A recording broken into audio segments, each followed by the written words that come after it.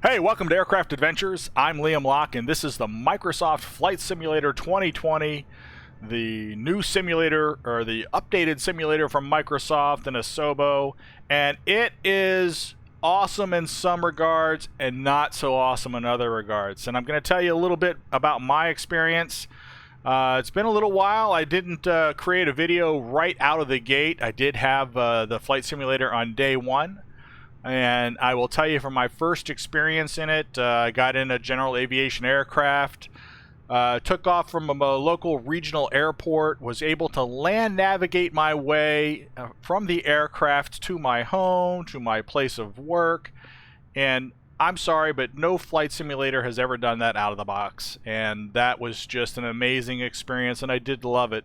The downside for me, quite honestly, is I like flying the jet airliners, and I have, trained myself to be proficient, if you will, somewhat proficient in the jet airliners, and I enjoy flying those. I enjoy the system automation and, having general familiarity with all those systems and how they interact to conduct a flight from point A to point B. I just think that's a great experience. And I'm less interested in really pursuing the general aviation. Don't hold that against me. It's just my preference. So what we're going to do today is I am going to go through a flight using the jet airliners.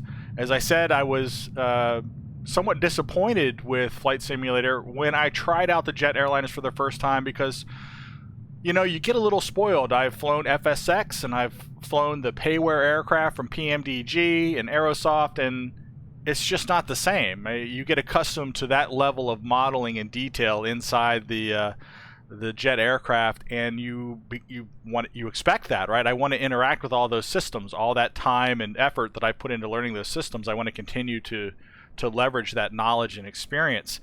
And to come into Microsoft Flight Simulator and have the jet airliners practically on every other system tell me that it's inoperable, or the switch doesn't work, or the system doesn't work, is just a giant letdown, quite honestly.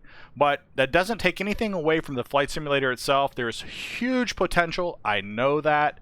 I know it's going to take time for the third-party developers to come out with their aircraft, and I'm going to patiently wait for those. But exciting today, though, we're going to fly the Airbus A320neo, that is the built-in aircraft to Microsoft Flight Simulator, and it's not fully modeled, but I found just recently, and I'm really excited about this, Fly-by-Wire Sim has put out a slight modification to the Airbus A320neo where they have introduced some additional modeling for the systems inside the aircraft.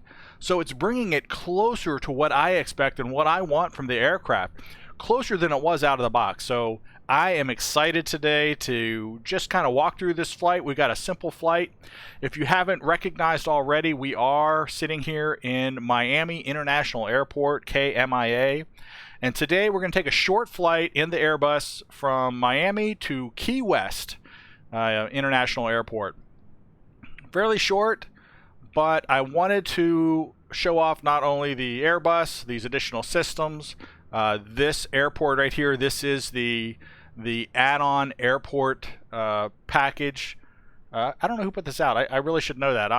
I'll put a note here in the video. But this is the Miami International Airport add-on, and I also have the Key West International Airport add-on that we'll be flying to. Now, if you look here on the screen, the graphics are just stunning. I'm actually playing in 4K.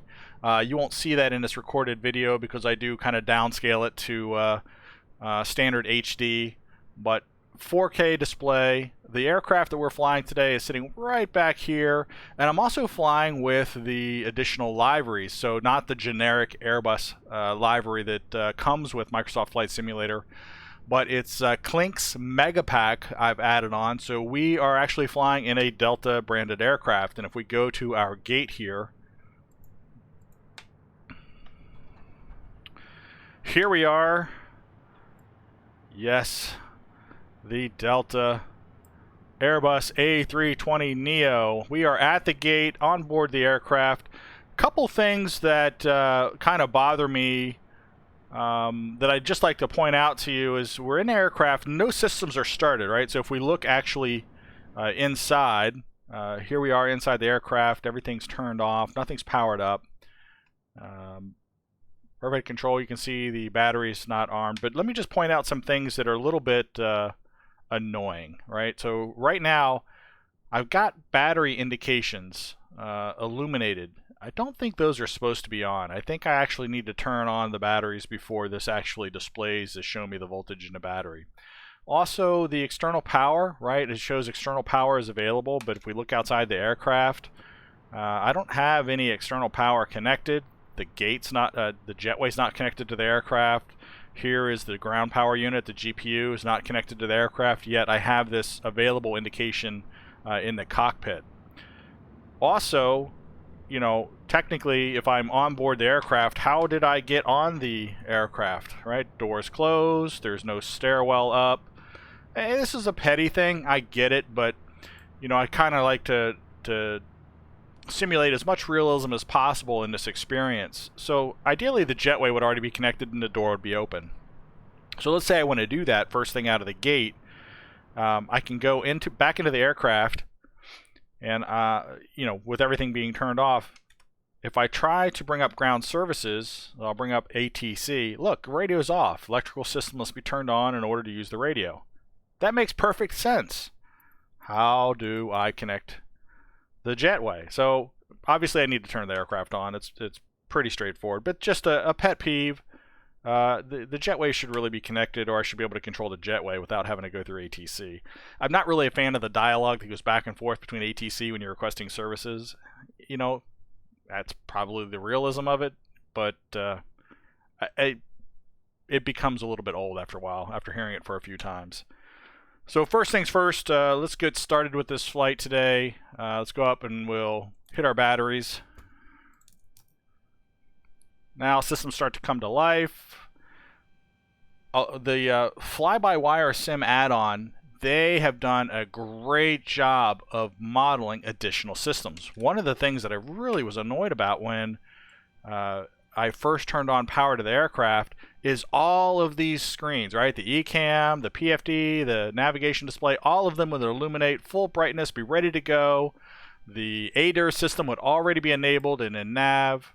Now that's been modeled and well, you know, loosely modeled so that they're off. So this is much more realistic of what I would expect. Now let me just state right now, I am not a pilot, not a real pilot, don't claim to be one. This is all based on simming experience and what I've experienced in other more fully modeled Airbus aircraft. So batteries on. I've got my custom checklist over here. So this is my typical MO. I'd like to walk through things that I've identified on my checklist.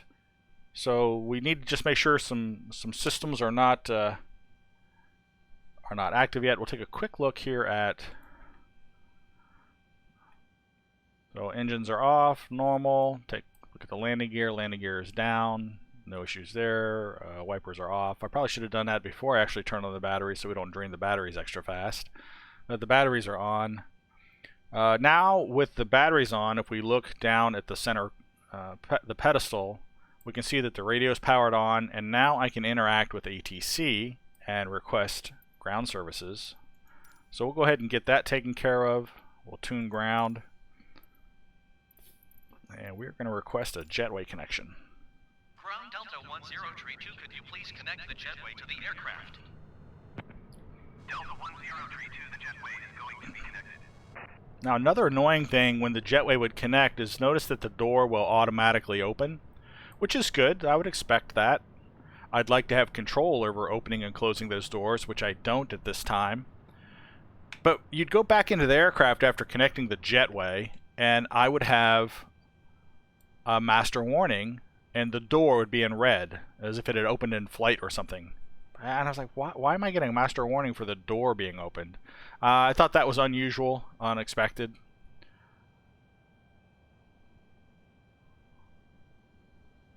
Alright, so the battery is on, the jetway is connected, the door is open. Now, my notes here are actually from flying the Airbus in FSX, so there's a couple of things that aren't quite the same. Ground services is handled slightly differently, well, a lot differently, I guess, than using GSX and FSX for the Microsoft Flight Simulator. So I want to get the GPU connected. Let's go back to, get over here in the right place. Let's go back to air traffic control and request power supply. Ground Delta 1032, could you please send a ground power unit? Delta 1032, a ground power unit is on the road. Now, honestly, it's kind of lame in my opinion that a lot of the service vehicles are situated very close to the aircraft, especially GPU. You can't see it here in this picture, but if I back out some, this here is our catering vehicle parked at every gate. I'm not a fan of that, where you get a little spoiled with GSX ground services being able to summon fuel, catering, other services, baggage, and the vehicles actually look like they're coming from other parts of the airport. Just a more professional, realistic touch to working with ground services. But now we've got the GPU connected up to the aircraft, and I would expect my console to now, my overhead console, to show me that I have available ground power. So we'll go back up there. Yes, I'm chewing away at my battery just a little bit. So now we'll go to external power.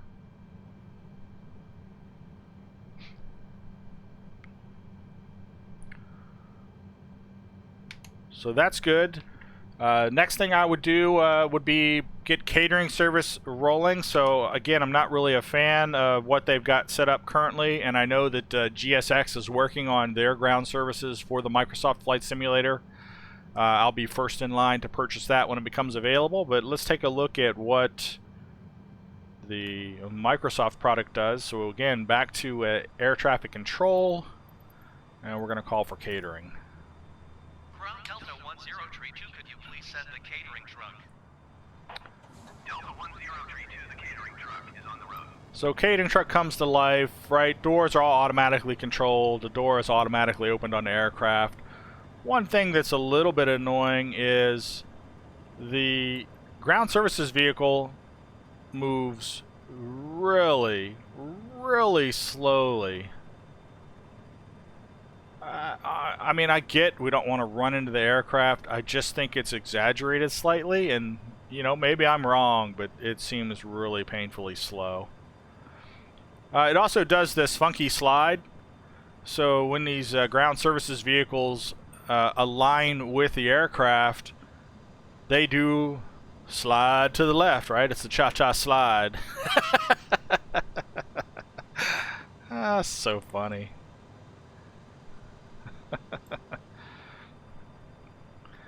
All right. The other thing is you know, once I've summoned catering, they kind of do their own magical thing. There's no other animation. Nothing occurs. It kind of sits there for a brief period of time, and then it goes away, rather than alerting me that it's done, similar to what GSX does, and me closing the door or dismissing the vehicle to leave. It just leaves when it's good and ready. So, you know, if I'm trying to do some screen captures or do some other video captures, I need to be quick, because that truck's not going to sit there forever. So catering service is rolling. I want to get fuel service called as well. There goes catering, so they knock that out really fast, which is, I guess, good, but not good. It's good if you're being impatient and you're just trying to go through the paces of working with ground services. Well, we'll go ahead and request fuel supply. Now, the significant thing here with fuel supply is when you are setting up your flight in Microsoft Flight Simulator and you put in your flight plan, you have the option to actually work with your payload and your fuel at that point, which you could do. So you could have this set up already, or like similar to in real life, we want to interact with that payload, fuel load information when we're on board the aircraft. And that can be done just by requesting fuel.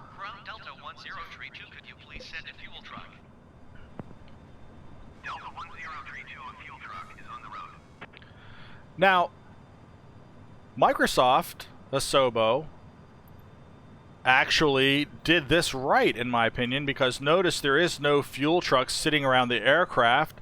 That makes perfect sense. Probably not a good place to position a fuel truck unless the plane is off and prepared to receive fuel. The fuel truck actually comes from somewhere else around the airport, similar to the way GSX does it.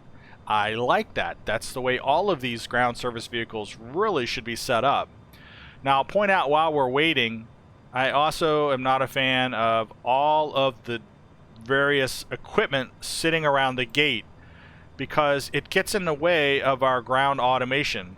So I've got these random luggage cargo trailers just sitting, in the no parking, no driving area of the gate.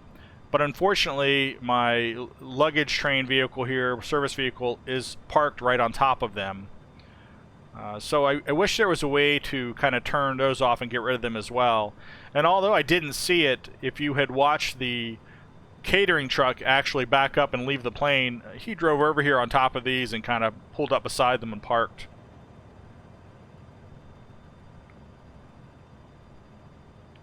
So while he looks like he's in a pretty good position right there, he actually drove over top of it getting out.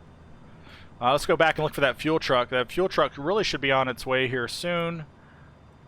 Again, I'm a big fan of vehicles coming from other places around the airport and having to wait for them because it's more real to the simulated environment. Now, is that the fuel truck there? That might... No, it looks like a regular service vehicle. It's a little far to see. We'll keep waiting. I'm pretty sure it's going to come from this side. Typically when I have made these flights, that's where the fuel truck comes from.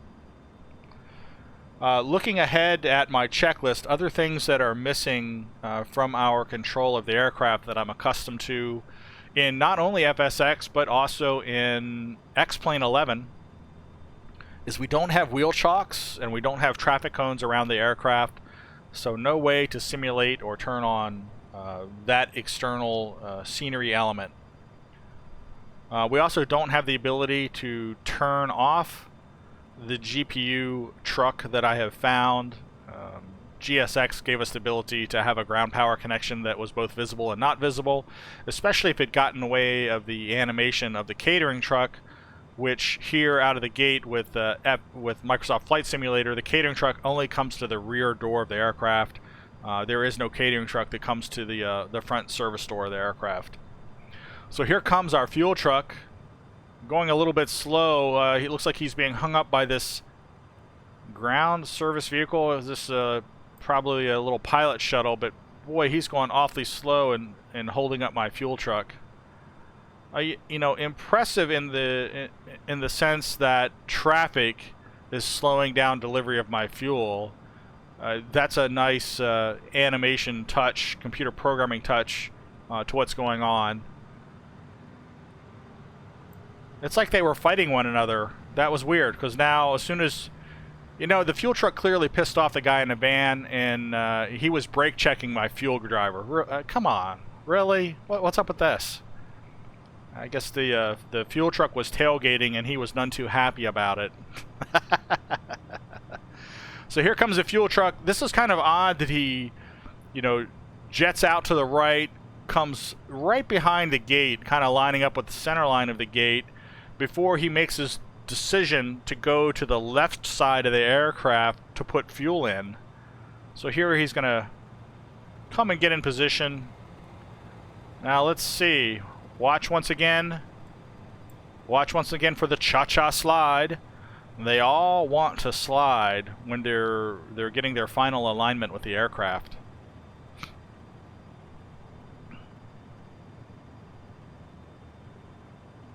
I don't know. This one, he definitely moves. I don't think he moves as much. Come on.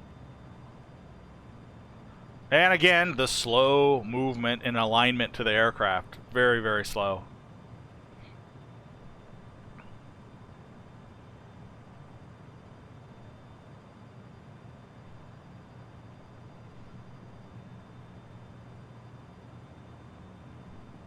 There it is. Slide to the left. So here we get our fuel payload configuration. So I do have a flight plan that I filed with SimBrief for this flight. Let it kind of pick my payload configuration. So let's take a quick look at the flight plan. Easier to just do that than to sit here and talk about it. So jump out to the flight plan for a second. Here we go. So this is made even more complicated because I still can't believe that out of the gate they didn't add in support for kilograms or metric tons, especially because the aircraft ECAM display, right, the informational displays in the aircraft are in kilograms or metric tons. Why would you not give me the option to set that inside the simulator? This one I don't understand at all. So have a calculator, something close by that allow you to do that kilogram to pound conversion. But what I know is for our fuel today going to Key West International Airport, our block fuel is 6.2 metric tons, 6,222 kilograms. Also, I'll point out to you that the fuel truck is not waiting for us. Notice that he said goodbye, his business is done. You configure your payload. I got other places to go. So, understood. We're going to let him check out. But fuel load today should be 30%. I've done this math already, and I will do the math for you as well.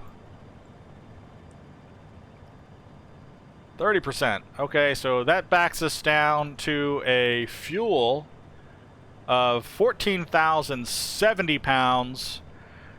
And if I go into my handy dandy converter here, right, we're going to convert kilograms to pounds. And I said that I needed 6,000. Let me just go back so you can see what I'm doing here. You've seen the flight plan.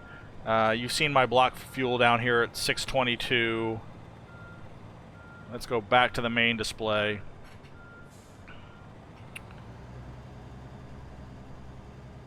So 6,222 kilograms equates to 13,717 pounds of fuel. And we put on fuel 14,070 pounds. So not exact, but it is close enough for our purposes, and that's how I do it. Next, we have payload. Again, jump back out here to the flight plan for just a moment, and I'm going to scroll down. That's the other annoying thing, is if I don't actually click on a PDF, I get zoom control inside the simulator. So here we are in our weights. So I have no cargo on board, but I do have payload for 154 passengers at 16.1 metric tons. So we will take a look at that. So 16,100 kilograms comes in at 35,494 pounds. And the math I have done on that is I need a payload of 51%. Now, one thing I'm going to point out, which is kind of hokey, bizarre, if you will. Notice that the pilot and the co-pilot are accounted for at 170 pounds. So these are some very svelte pilots. I haven't been 170 pounds since high school, so that's pretty impressive size-wise, pretty skinny. But if I change the payload here, so I want to go up to a payload of 51%, notice that the pilot's weights go up. I'm like, what? What? Why? 51. Now my pilots can be up to 200 pounds. Come on, that's not a real thing. What are we doing here? I mean, I would almost expect 200 pounds as the normal approximate weight for the pilots. And again, you know, that's a very healthy weight and size. Unfortunately, I'm still a tad bit heavier than that, but 200 pounds is good. I just don't like the way it shifts their weight based off the percentages used for your payload distribution. I also don't like, and I'm not sure this makes any real sense, that it evenly distributes the weight throughout the aircraft.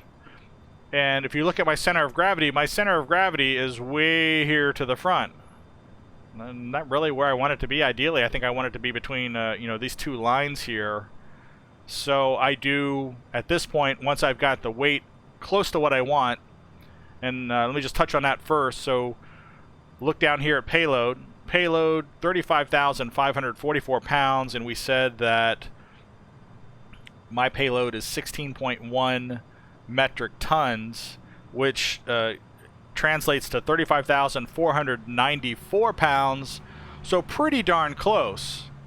Right, I'm 50 pounds off. I can live with that. That's where I want to be.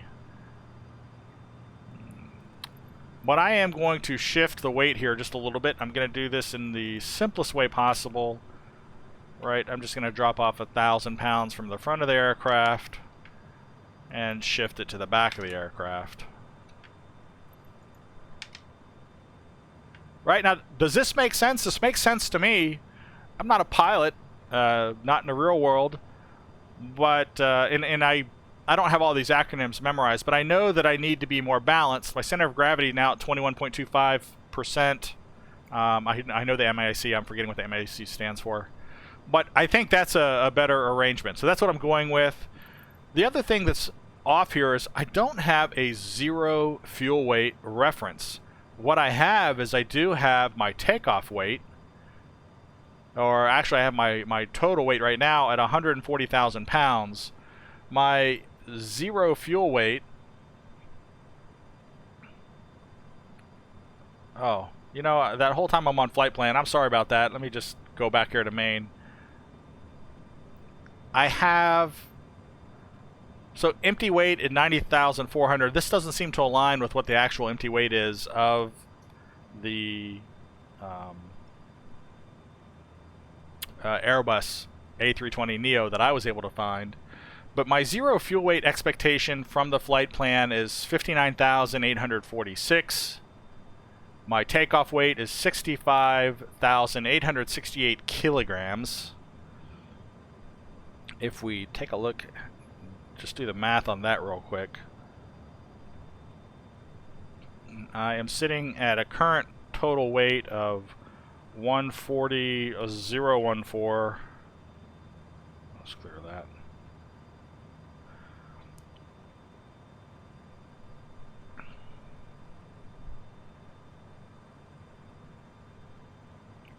$140. So I'm missing a zero here. 014. So 140,014 translates to 63,509 kilograms. So I'm close, right? Because I'm going to burn some of this fuel sitting at the gate with the APU running. So it's, you know, it's close enough for our purposes. I'm just trying to show you the difficulty that exists right now with the airliners in figuring out fuel, payload, zero fuel weight. Where in every other aircraft, in FSX and in X-Plane 11, well, X-Plane 11's got its own little quirk. I just want to drop in the zero fuel weight and let it distribute passengers and cargo as it sees fit. I don't need to engage in all this craziness. I don't think it adds anything to the simulation to have this level of control unless you're trying to very specifically demonstrate some, you know, scenario that involves an unbalanced aircraft. I don't know that many people are going to do that. I imagine there are some who do. Anyways, I have killed this topic. We're going to move on. Make sure I'm in the main display. I am. Excellent. So we're set up. We're ready for flight. So let's press on. Good to go. Back to my checklist. So we've got our external powers already on. We need to start looking at the internal lights. So notice that I like this, right? The displays indicate that my ADIR system, right, my Air Data Inertial Reference System, is not active, which is what I would expect. This is great. But also, these controls were inoperable in the original aircraft. Thanks to fly-by-wire sim, we now have the ability to change the brightness of our primary flight display, navigation display. We can control the brightness of the ECAM pages. right? Just such a, it's a nice detail touch. Go over here to our co-pilot seat. Same over here, right? Primary flight display, navigation display. Just awesome. Likewise, we've got our main panel floodlights. This is great. So notice the illumination here in the on the front panel. This is the glare shield. Nice. Our integrated lights, right? So the panel lights lighting up the controls. Look at this green bar here. So it's off. See how dim it is? It's not illuminated. Now it's illuminated, as well as the lights behind the various controls. Perfect. We've got our floodlight as well. So if we go back over here to the first officer seat, well, we can bring up the floodlights here over the center pedestal. That's awesome as well. Go up above. We have our light control for the overhead integrated lights. Bring that up to about 12 o'clock. Notice that all of the controls get lit up. This is exactly what we want to see. Since we are in the aircraft doing work, boom, we're going to turn our navigation lights on so our outside lights are illuminated. We want those on just to let people know that pilots are on board the aircraft and getting things going. Well, we've already checked the ECAM upper and lower display. A lot of things have been added here that are a little bit subtle, right, with the fly-by-wire add-on. Notice that previously I did not have a door page. The door is open. I have an indication that the cabin door is open, which this is great. This was completely missing before. All of this additional information, including our gross weight here at the bottom, presented in kilograms, I'll point out. Indications that the parking brake is currently on, the TCAS is in standby, and that we have a navigation TCAS fault right now. Here's our flaps. Flaps are retracted. That agrees with the handle, which is up. Our ground spoiler is not giving us any indication that it's armed or deployed, which is perfect. We look for that as well.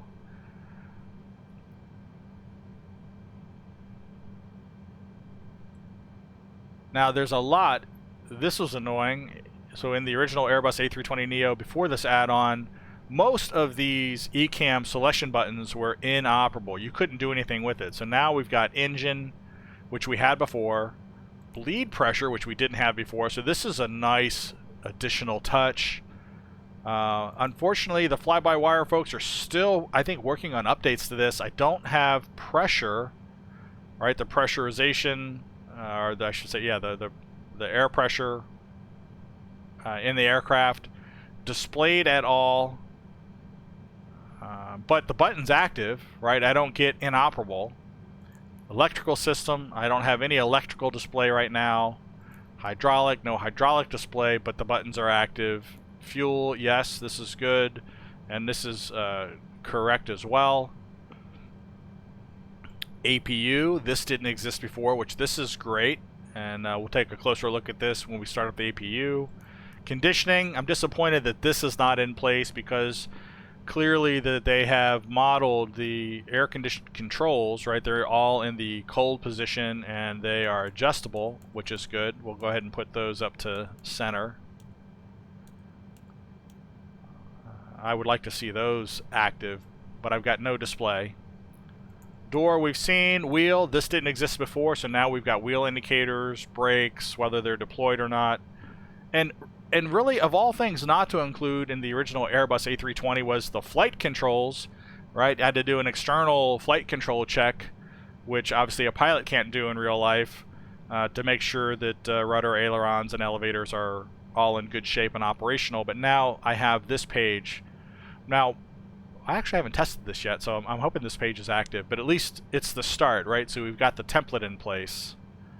All that doesn't do anything, and it does say in-op. But I have status, which we didn't have that as well. So I do have an inoperable system of TCAS right now. I can recall if there's any other messages. I don't have any, and I could clear those messages as well. I go back to status, recall, and that brings up nav TCAS fault. So that mechanism, right, the recall and the clear, works. Again, not something that's in the default aircraft. These add-ons alone, just a few that I have covered already, are worth it because I didn't pay anything for this add-on. So if you like to fly the Airbus A320, by all means, I'll put a link in this video. You need to go out and download this add-on because I'm sure they're going to be adding stuff to it going forward. Get rid of our master caution. So let's see what else we got here. One thing I'm not, it's not quite 100% yet. They have changed, it looks like to me, the brake pressure. So this display looks different than it did prior. And even though I have power onto the aircraft, the hydraulic, I don't have any electricity going to the hydraulic system. So I really shouldn't have this much hydraulic pressure. It says that it's in the green.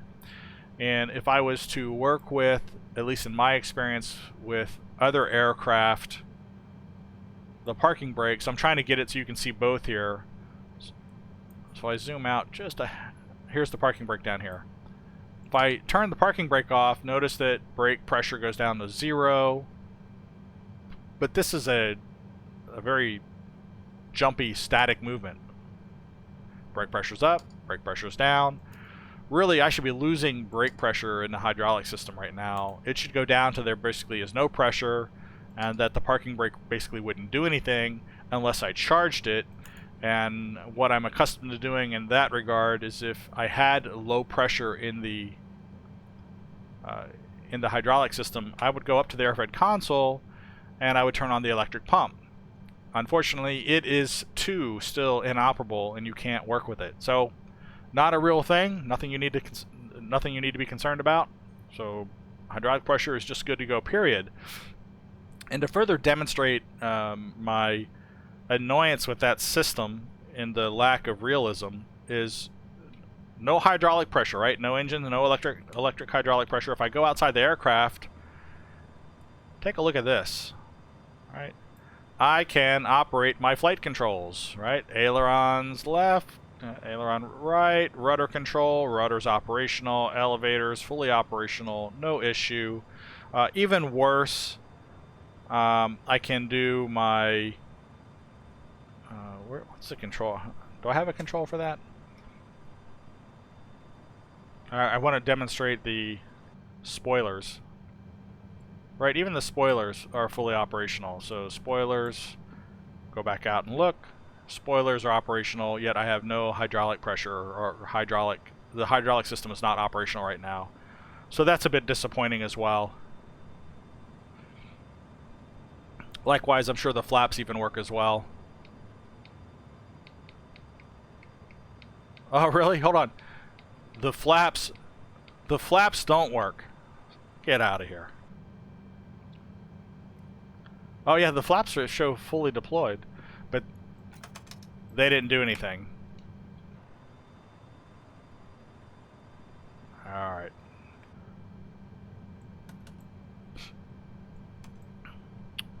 And, oh, here. If I arm this, we should get the parking brake.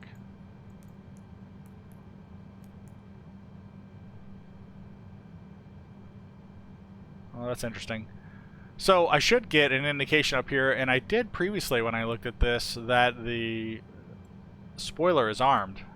But I'm not getting that right now, which is interesting. So we've tripped up the system. That I did see that work. I'm not sure why it's not working right now, but we'll skip that for the moment. I'm getting caught up on all these little details I'm showing you. I apologize about that. Let me press on here. We do need to get the air data inertial reference system turned on. So this is pretty straightforward, right? We're just going to go nav and let that system start to align. And we'll go back down and we'll see that, all right, initial reference in alignment, or inertial reference in alignment, greater than 7 minutes right now. So this system will take a little while to set up, which is normal. We're accustomed to seeing that in the other Airbus aircraft that we have flown. We'll start to see the PFD come to life, and once this system is in alignment, we should get the navigation display should pop up as well. At this point, we're going to press on and look at the barometric pressure, because we are now at 29.92, which we haven't received our ATIS information yet, so nothing to change there at the moment. We do want to go back down here. Go ahead and turn on Flight Director, make sure that our ILS system is turned off, and it is. Navigation display, so right, we're in ARC, 10-mile radius, that's fine for right now. The VOR switches are in the off position, which is okay. Look at our MCP. Right, so the speed button has already been pressed, so we are in flight management control. The FMC is going to control speed, heading. Our initial altitude is set at default of 5,000 feet, and our vertical climb, our vertical climb rate is set to be managed by the flight management guidance system, so that is expected. Again, stop doing that. This standby altimeter doesn't do anything. Pretty much all of these buttons are inoperable, right? In up, in up, in up, in up. However, the altitude indicator is adjustable, so I can change this independent of the primary flight display. Not sure. It looks like it's changing actually my barometric pressure. Now, this I actually think is a real thing. Admittedly, I'm a bit spoiled because in a lot of the other aircraft, you can link these two systems together so that if I change my barometric pressure setting here on the MCP, it auto adjusts on the standby. I don't think that's a real world thing. I think they are independently controlled. So, hey, you know, that's a point for Microsoft here, a point to realism I'm going to go with.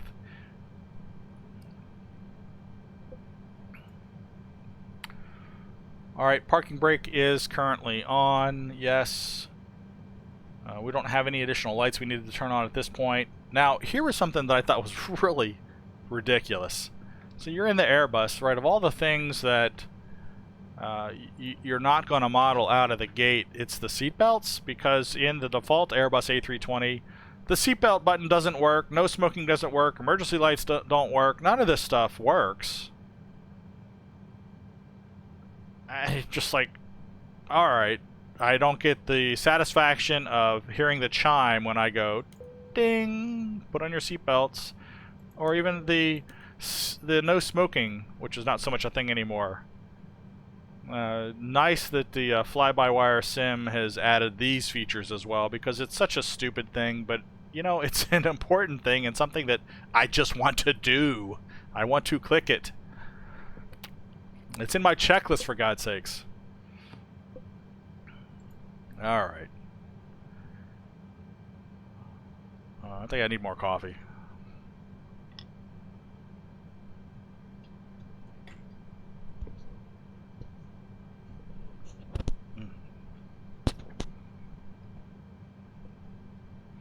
Alright, so what do we got next? I would look at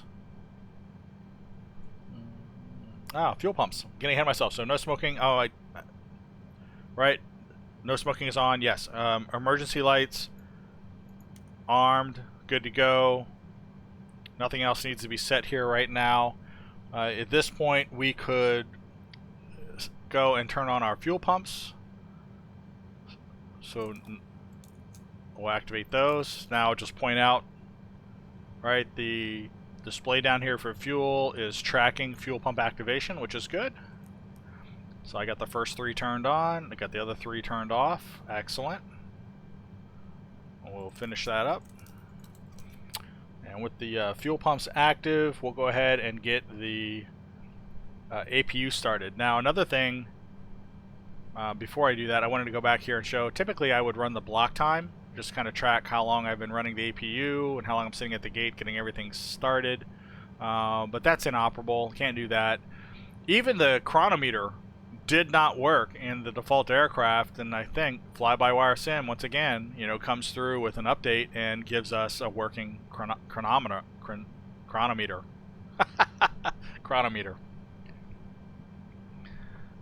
Excellent. APU start. Here, we said we're gonna look at this APU screen again. So APU. We'll go back up overhead. APU master switch on. I'm gonna go back down and look at the APU ECAM display. What are we looking for? All right, everybody knows this if you've flown in any of the Airbus aircraft with some of the advanced modeling. Is I'm not going to actually turn on the APU or hit the start button until we get what indication? Yes, flap open. All right, we need the flap to be open before we can start the APU. It's now open. And now we can do our start. Go back down and we can monitor its startup. And we won't have any APU power until we get a reading here from these generator numbers.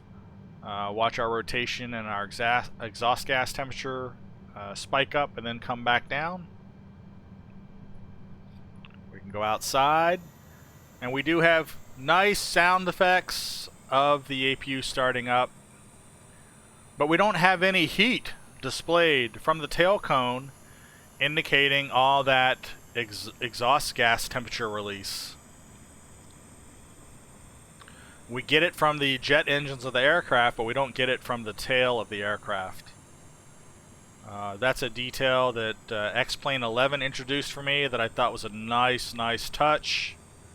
FSX didn't have any heat coming from the engines, if I recall correctly.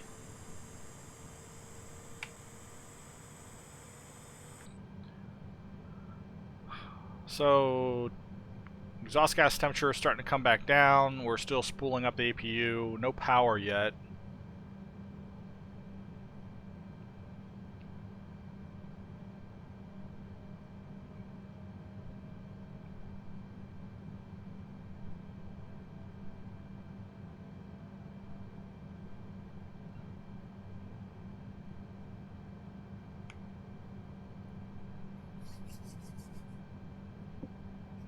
And notice that our inertial reference system is also aligned, and we already have the flight plan that we programmed through Microsoft Flight Simulator before initializing the sim present in the CDU. That's another unusual, not something I really care for kind of touch.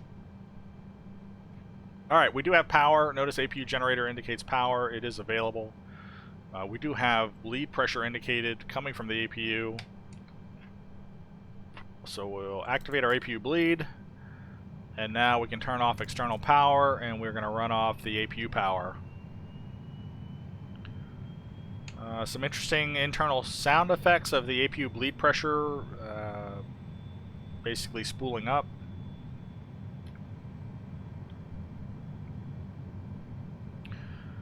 Now this is where I would want to go and look at bleed pressure.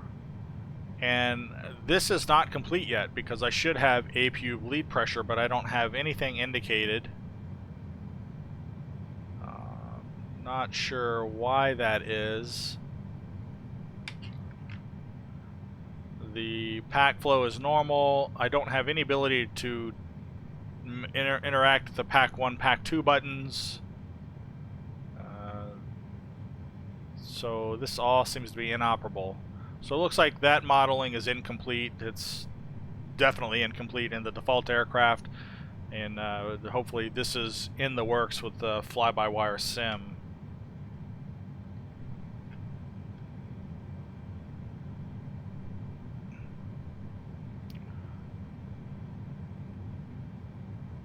Alright, we've got the external power switches off. In FSX using ground services, we would start to request our boarding at this point once we had conditioning in the aircraft set at a comfortable range. We can do the cargo load, so we would open the front and aft cargo doors. We don't have any control over that. If we go outside, bring up ATC and request baggage service. This too is kind of lame. Ground Delta 1032, could you please send the baggage? Delta 1032, baggage is on the way. So door control is automatic. Oh, hold on, I gotta get in position. Oh, we'll get in position here. So you've seen our cha-cha slide. Look how slow this service vehicle approaches the aircraft.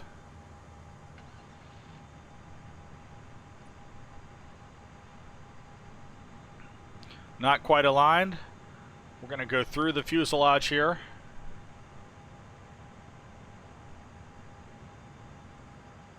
Oh, and he penetrated the plane. And get ready for it. Slide to the right. And there's not a whole lot going on here simulation-wise. We get one cart of luggage and one cart of luggage only. That's automatically going to load itself onto the belt. And these grounds crew are certainly thrilled that they don't have to be handling the luggage onto the aircraft. And they're probably more thrilled that they only have to unload a single cart. And this is it, right? This is ground services in Microsoft Flight Simulator for the jet airliners. One cart of luggage loaded.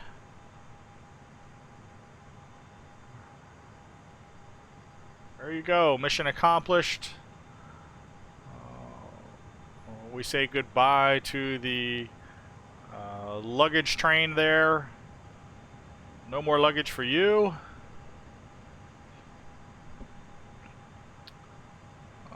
Go back to our assumed position. And the belt will back away from the aircraft. The door will close, and that will be it for ground services loading of luggage.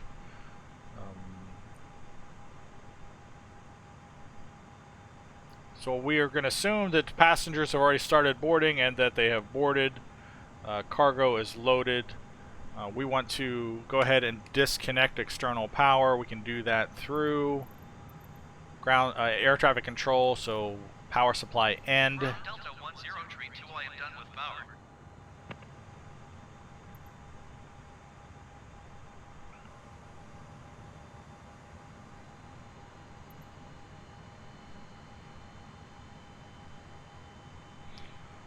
And now is as good a time as any, right, to get our ATIS information. We'll tune ATIS.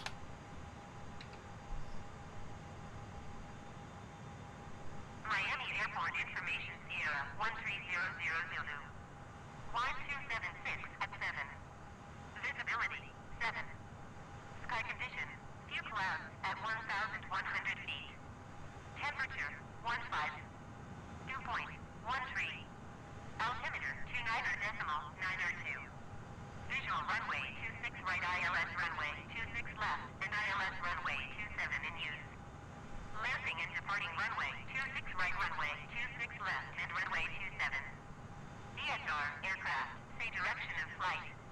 All aircraft read back hold short instructions. Advise controller, on initial contact, you have Sierra.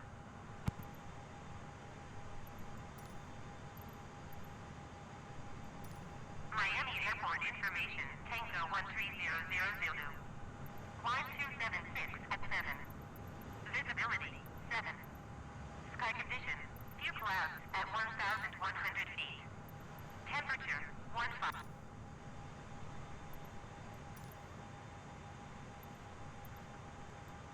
That was weird. It didn't disconnect from ATIS right away. Miami Airport information, What are you doing? Tango 13000, 127. Miami Airport information, Tango 13000. There we go. That was weird. It wasn't disconnecting from the right frequency, and I was still getting ATIS broadcast. Alright, so what we got is information Sierra. Winds out of 276 at 7 knots. Visibility 7 nautical miles. Temperature 15, dew point 13, altimeter 29er2, with active runways 26 left and right and 27 in use. All information that we kind of need to know. So 29er2, and no change on the barometric pressure. But I am going to need to know what runway I'm going to be assigned, and I'm only going to get that working with ATC if I file my IFR flight plan. And let me see where I am in my procedure here. So I have ATIS. I want to take a look at my CDU and get my flight management guidance system programmed. Most of that is done already. So if we look down here, A320, I have not updated the AIRAC data in this system yet. I still need to work on that.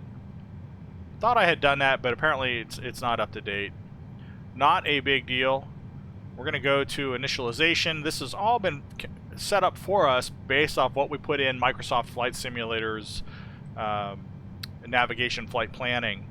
So from Miami to Key West, we're not using a company route. Our flight number today is in fact 1032, which we dumped into the flight simulator configuration for ATC before we launched the simulator, so that did carry forward, which is good. Cost index from our flight plan is 42. We're going to go ahead and put that in here for cost index. Flight level today, I did set it for 20,000 feet, so flight level 200, and that matches up with our flight plan as well. From here, I did manually adjust my flight plan inside of the Microsoft's flight planning configuration, where its initial default flight plan for IFR at high routes wasn't what I got from SimBrief. So I made it match what I received from SimBrief. Stop doing that. So flight planning, just take a quick look at that. The flight plan from SimBrief, right, Miami, runway 9. Clearly we're not taking that today, using the MNATE-2 standard instrument departure to the MNATE waypoint, then direct to Janka, and then direct to Key West. Runway 9 was our designated arrival path into Key West. That will likely change as well. So we can see here, if we go back and look at the CDU, all of that's been programmed in. So Miami, runway 9. We just heard that that is not the active runway. The winds are out of 276 at 7. So before I can really move forward here, I want to file my IFR flight plan with air traffic control and see what they give me for a runway assignment.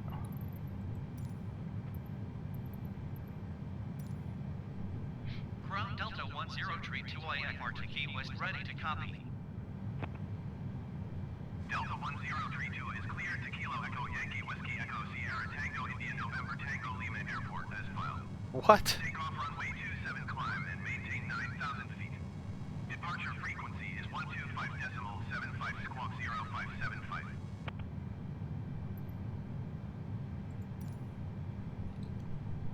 Delta 10 tree 2 cleared to Kilo Echo Yankee Whiskey Echo Sierra Tango India November Tango Lima Airport as filed. Take off runway 27 climb and maintain 9,000 feet. Departure on ONE 25.75 squawk 0575. Delta 10 tree 2 readback is correct. Contact ground on 120.35 when ready to taxi. Alright, so we have our information. Let me just spot check and make sure that... Yes. So we've got our information. Runway 27 is our assignment.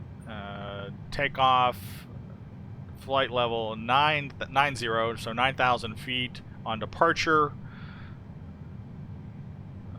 We have a squawk 0575, which was automatically programmed into our transponder. Transponder was turned on automatically for us. We're already, looks like, already reporting altitude. We are still in standby on TCAS, which is expected. But we need runway 27. That's the information we were specifically looking for. So we need to change our departure information. So we're just going to click on Miami, change our departure data. I always do that. Hit the wrong button. Runway 27. Nothing changes. We're still using the same SID because we're heading south to Key West. Oh, did it again. MNA2. And we don't have any designated transition waypoints, so it's just MNA2. We're going to insert this. And we're good. So now out of Miami, runway 27. We can look up here to our MCP and go ahead and put in 9,000 feet. That's now set. And go back and check my checklist.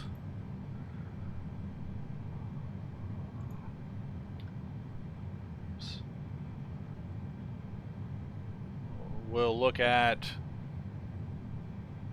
I don't have any radio navigation aids that I need to program at this point.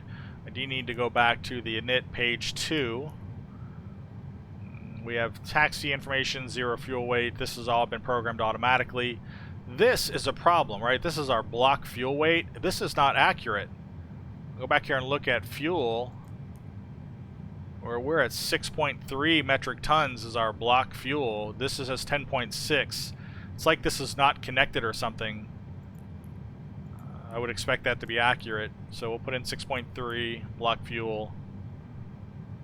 Reserve fuel is, looking at the flight plan,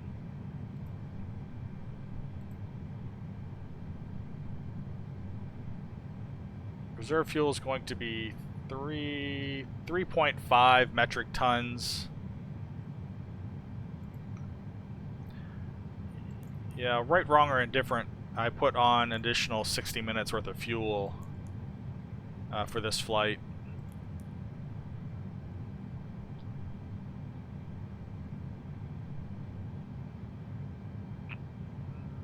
Everything else, I'm not changing anything else. I have worked with some of these settings in the past, but I'm drawing a blank right now, so I'm not going to change any more of those. We're just going to move on. Last one is performance. So takeoff performance. Everything's already set here automatically for us. So we do have our V1 at 119, our rotate at 125, and our V2 at 128. Transition altitude is not set correct. For whatever reason, it defaults to 10,000 feet. We have a transition altitude of 18,000 at this airport. Thrust reduction at 1509. Flap takeoff today would be flaps 1. No runway shift. We have our flap retraction schedule. So flaps in at 129, slats in at 167, clean at 212. Flex to temp's been calculated at 20 degrees for us. And that's basically it at that point. So we filed our IFR, we have our set cleared altitude, passengers are boarded, cargo is loaded. We have no control over the doors, so I can't close those, but I can dismiss the jetway.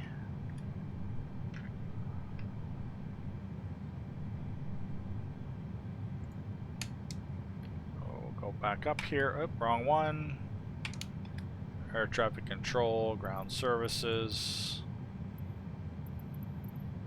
And we will request a jetway disconnection. Ground Delta 1032, could you please disconnect the jetway from the aircraft? So front door closes, jetway is going to move away. We're almost ready to start our pushback.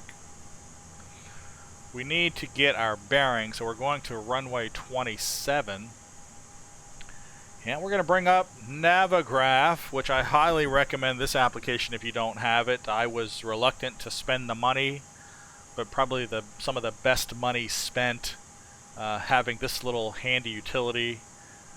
So let me go out to Navigraph. Hopefully you can see this. Here is our flight plan today. So Miami down to Key West International Airport. And what I like about this is I've got just a wealth of information available to me. I'm going to go ahead and open up the charts list for Miami. We're going to go to the airport information.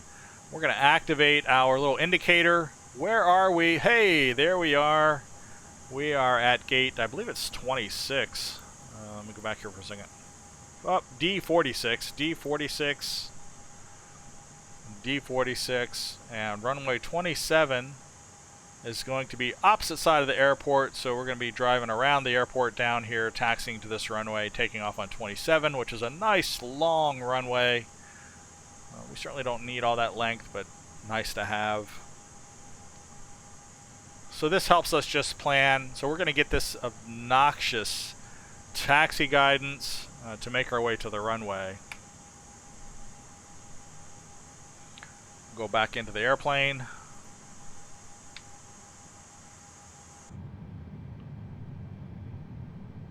And let me take a look at my checklist again, make sure I don't miss any steps. So we've got our pushback direction figured out.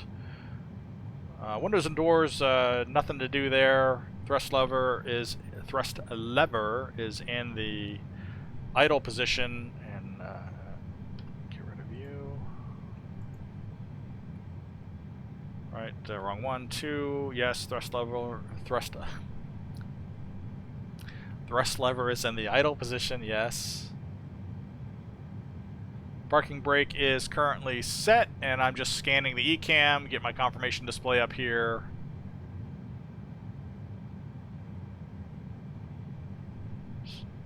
So no change to the transponder quite yet, although it says expander. There's no expander option. I'm already doing altitude reporting. I could do just the TA. We'll just go to TA for right now.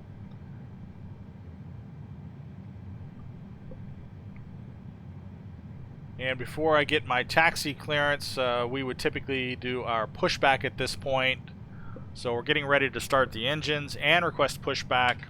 We'll go up here to the overhead and turn on our beacon light, give everybody a heads up that yes, the engines are getting ready to start. And we will also go back to air traffic control and request our pushback. Now, I'm not a fan of this pushback system.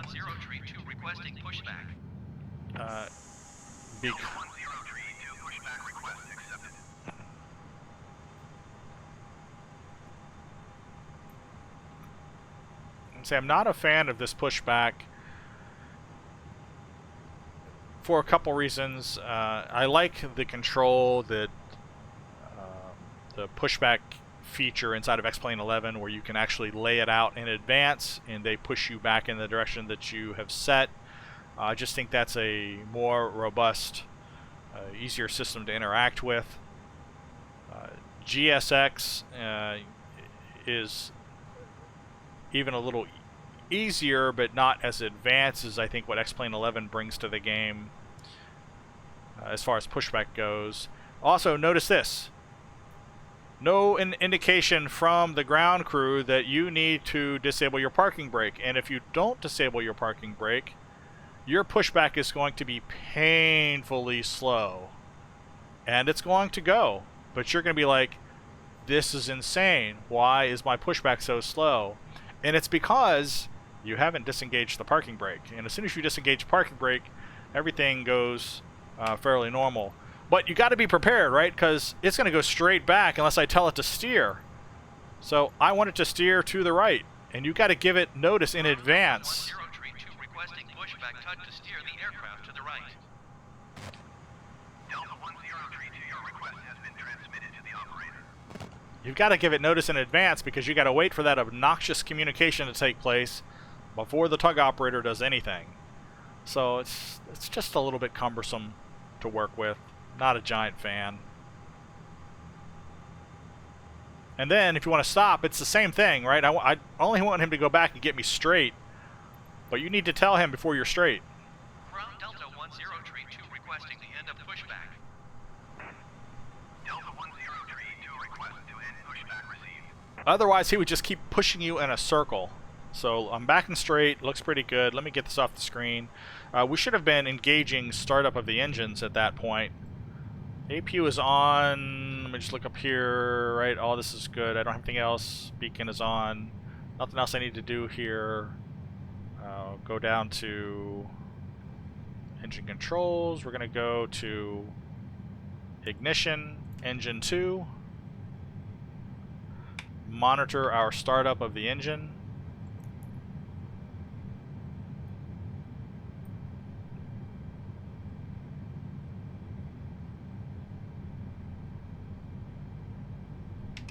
It's looking good. Jump outside again here real quick. Go to the front of the aircraft. And you can see the right engine is starting up.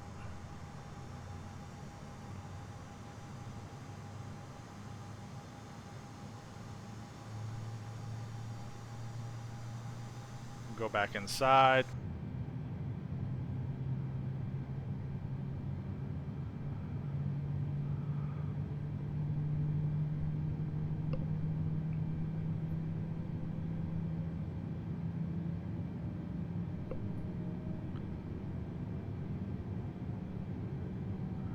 What is pred WS off? Got some new messages here. There's the hydraulic system bark. It's a little obnoxious. Is that like 12, 15 barks?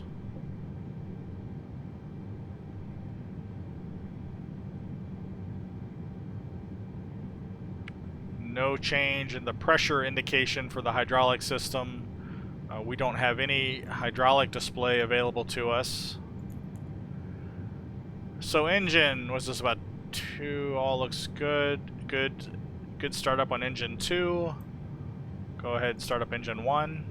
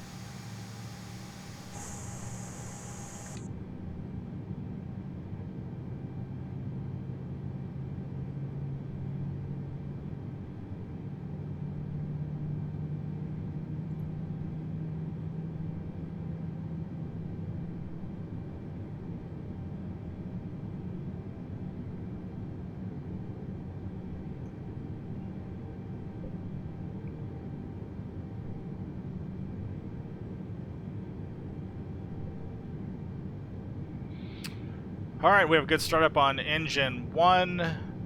Looking at the indicators here, everything is green, no yellow, no red.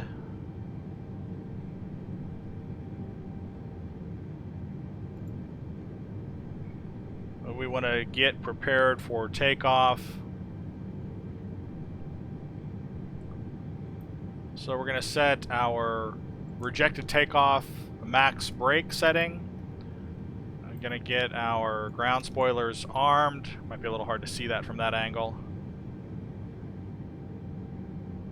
But I just lifted up on the control. And we have now that indication I was talking about a little bit earlier. Here's ground spoilers armed. That is set. Make sure that our rudder trim is 0. Rudder trim is right here. Is set to 0, is correct. Flaps lever should be flaps lever 1, so we'll go to 1. We'll look up here at the ECAM and confirm flaps position 1. Pitch for takeoff. Now this is something that is important, but I haven't seen that yet in this Airbus A320. I don't have an indication of what my trim should be set for. It's going to be up 0.8 is what it typically is. So up 0.8. So up 0.8 should be about right here is what we'll go with.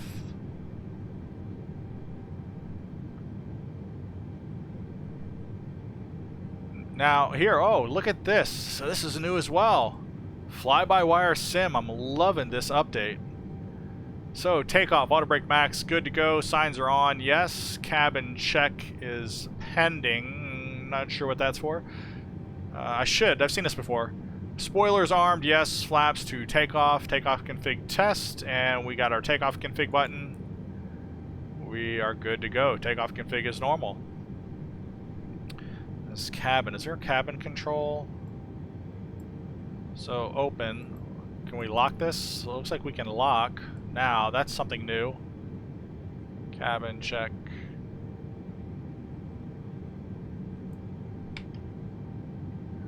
Yep, drawn a blank. We'll come back to that and figure that out later.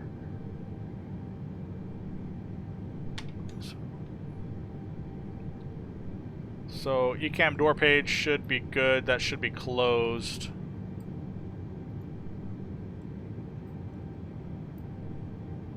Right, so ECAM door, all doors are secured. With the engines running, we no longer need the APU. So we can jump up here. Engines are good. We don't have any control. I don't know why we would do this. But we can turn off the APU bleed. And we can turn off the APU. We're running under engine power now. No anti-ice, wing anti-ice required. The weather radar, if we go back down and look at our controls, we are currently set for, let me get a different angle. If you can see that, we're currently set for weather, not turbulence, so that is set, and this control is active. I don't think this was active before. I think this whole control was disabled with the exception of turning the system on. So we'll turn the system on. None of the tilt controls or the auto controls are enabled. Oh, shoot. Something just happened. What just happened? Oh, no. We crashed.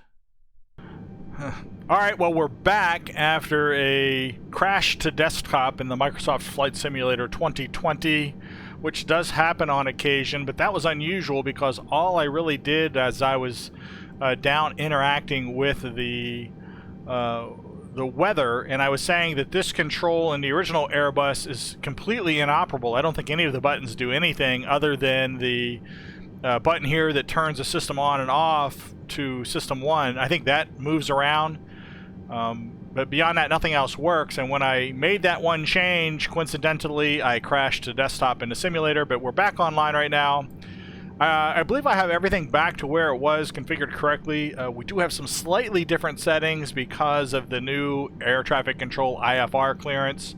Our cleared altitude is now 11,000 feet and not 9,000 feet. We do also have a different transponder code. What did I just turn off? I didn't mean to. Oh. I inadvertently turned the TCAS from TA to TARA. We want that to still be on TA. Transponder code 2366 is our new transponder code. Everything else should be configured the same. All the same weather, same time of day. It was 13:30. I went back and checked. And while I was at it, I was out. I double-checked this, and I should have recalled what cabin check is. Basically, the cabin crew is in the back, right, allegedly hard at work, getting the cabin squared away. And as soon as they are done, they will click whatever little magical button they have, and we will get the green light for the cabin. But that's why we still have the cabin check. Nothing we need to do up front. I did lock the cabin door, or the flight deck door. So I think we're back to where we were, ready to go. Pushback is complete. Back to my checklist, and we are going to press on with this flight from Miami to Key West. So weather should be set right now. We do have ground crew clearance received. We're good to go. We'll need to go up and get our lights situated. So we don't need our strobe on yet, but we do need our taxiway turn-off lights. We are getting ready to taxi. We'll go ahead and get those turned on. And for, I guess, grins and giggles, we'll just go ahead and turn on the wing light. What the hell? Doesn't need to be on, but it doesn't matter if it is. And at this point, we want to do a flight control check. Good time to do that. We'll go down, go to our flight controls, and we'll find out for the first time if these work. So we'll do left aileron. Hey, what do you know? Look at that. Left aileron, right aileron. It's pretty immediate. It's very, very responsive. So elevator down, elevator up, rudder left and rudder right. So flight controls are good. Pitch trim. There is the indicator, and I forgot to set that of all the things. So we're going to go back here to our pitch trim. We're going to go up to 0.8, and we said right about there, and nope, one more. And there we have our pitch trim indicator, 0.8 up, which is where we need to be. That's typically over here somewhere in the CDU. I thought it was under performance. In fact, I thought it was right here, but I'm not seeing the setting. But typically it's 0.8 pitch up. At least that's what it always, every single time always was back in the FSX Airbus. I can't imagine that's based on any level of reality, but we're going to go with 0.8 since that's what we know. Everything else is good to go. We are ready to start taxiing to the runway. We do still have runway 27 assigned, which is good. So that's it. We should be ready to taxi. Just take a quick look outside. So here we are.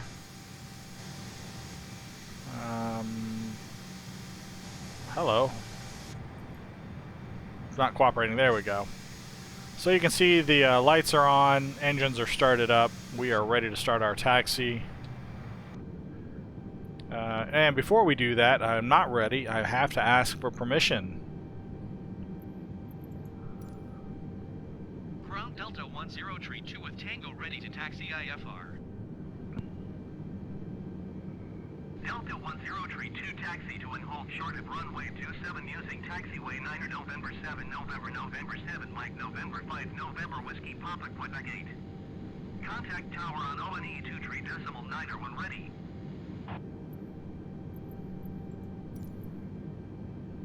Taxiing hold short runway 27 using taxiway 9 November 7 November 7 Mike November 5 November Whiskey Papa Quebec 8 Delta 10 Tree 2.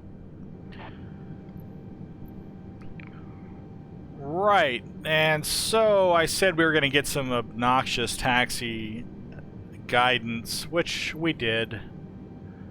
So we need to jump back out and just take a look at Navigraph once again, because that is going to help us make sense of all this communication.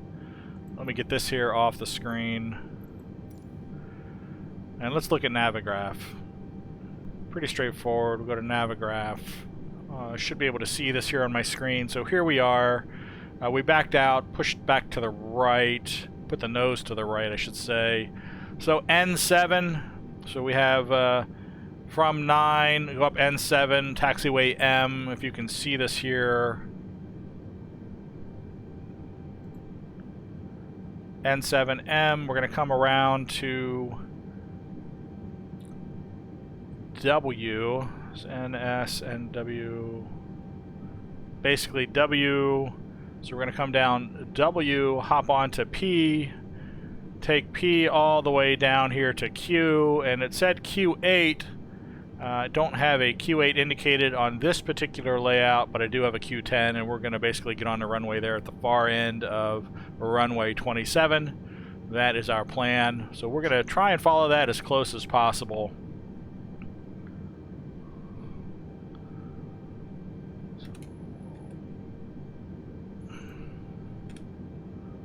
Go back up here. We'll go ahead and start our taxi and do our brake check. I'm going to release the parking brake. And here's 9 right here in front of us if you look down there on the ground. So we're starting to get some forward movement. And we're going to go ahead and squeeze the brake, do a brake check.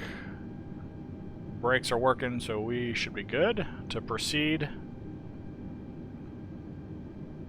And we can also adjust the camera here just to help us see, look for runway indications. We can't see it yet, but there is a runway sign out here to the left that says N7 on it.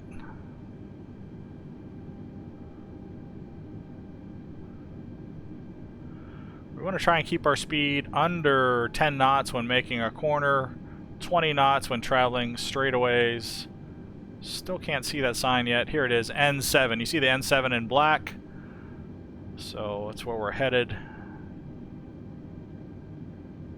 And this should be M, which it is. You see the yellow M left and right here directly in front of us. So beyond the sign is M.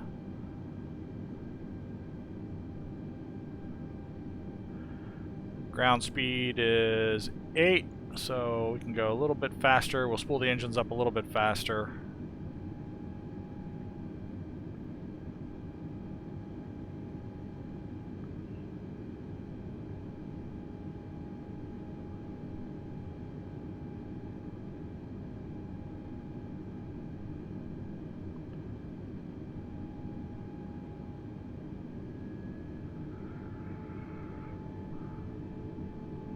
So now we need to get on to W. I see like N3.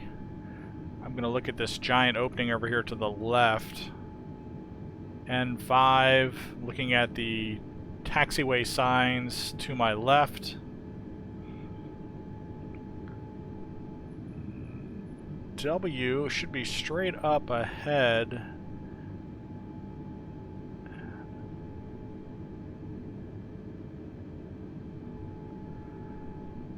So Y is beyond W, so we don't want to go beyond that Y marker if you look up there to the left. This should be a W right here, so we're going to brake just a little bit, 16 ground speed, slow down here a little bit. We'll start our turn.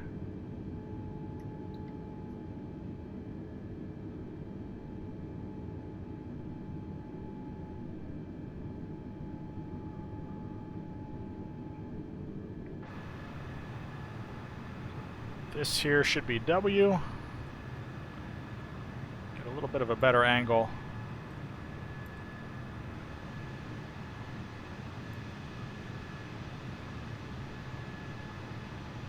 Keep an eye on our speed.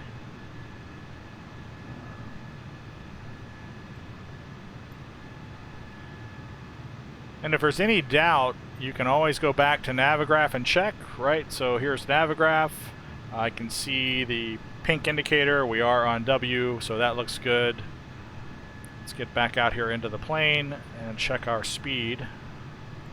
I'm getting off the center line, going a little bit fast, so I'm going to brake and slow down here, pull a little bit out of the engine. 8 knots. And P should be coming up right about here. We got a little median here, that looks to be correct. So this first left should be P.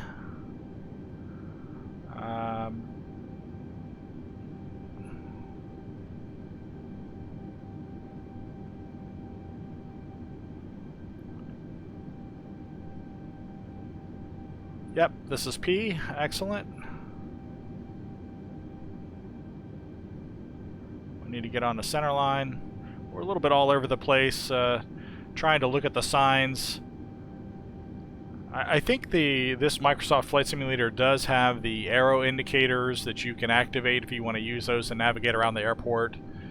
I do on occasion use those, but I'm trying to get accustomed to reading the actual airport layout and the indicators around the taxiways. It's tricky to do at times, quite honestly. It feels like they're not always 100% accurate or in the correct place. 13 knots. Put a little more into the engines here. We're going a little slow. This airport layout is also seems a little different than what I have actually in Navigraph.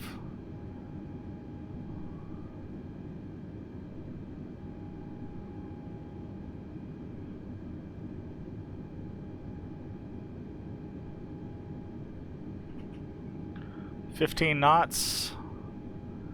We probably could put a little more into it.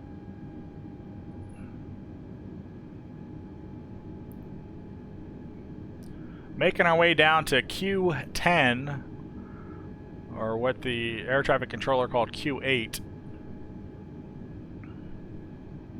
for runway 27 departure.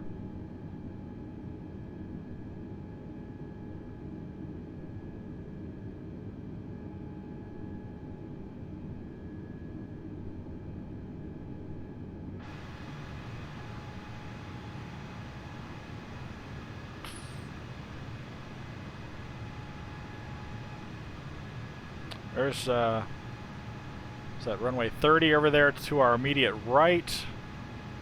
27 is going to be right down here. Watch our speed up to 23. Going to slow down here now.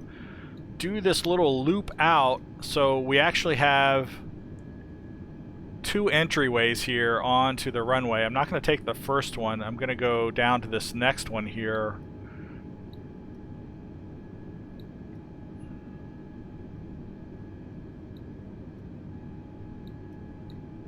Slow down, get our speed down.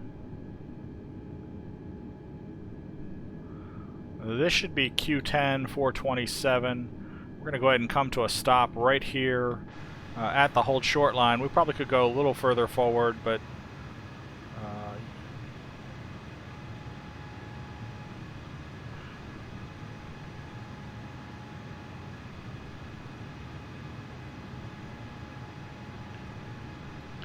good enough for our purposes. Go ahead and set the brake. We got a couple things we need to do inside the plane before we're ready for departure. So we are at the runway. We're going to get our landing lights turned on, or not our landing, but they are landing lights, but for takeoff. Get our nose takeoff light enabled. Go ahead. Our strobe can be on right now. We're near the runway, getting ready to take off. We're going to go down and put our TCAS and TARA mode. Make sure we are configured for takeoff. Everything is set. Auto brake is not set, so we have a max. This got changed, so we put that back in. We still don't have an indication from the cabin crew that they're ready to go, so I don't know what their holdup is, but we need to get this show on the road. And let me spot check my checklist, because that's why we have checklists. Make sure that we don't forget anything. One thing that I didn't do, and I can jump back here, is once the engines are started, we don't have bad weather, so we don't need this to be in the ignition position. We should be back in normal, and I should have done that sooner. All that is good to go. Sliding table stowed. I'm not following the other takeoff checklists, so we are basically ready for takeoff at this point. We just need clearance from air traffic control. So we will tune to Miami Tower and request takeoff clearance. Miami Tower, Delta 1032 and runway 27 ready for takeoff. IFR to Kilo Echo Yankee Whiskey Echo Sierra Tango India November Tango Lima. Delta 1032 cleared for takeoff runway 27.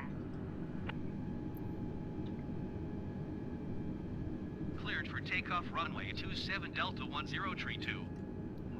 Okay. We'll make our way here out to the runway.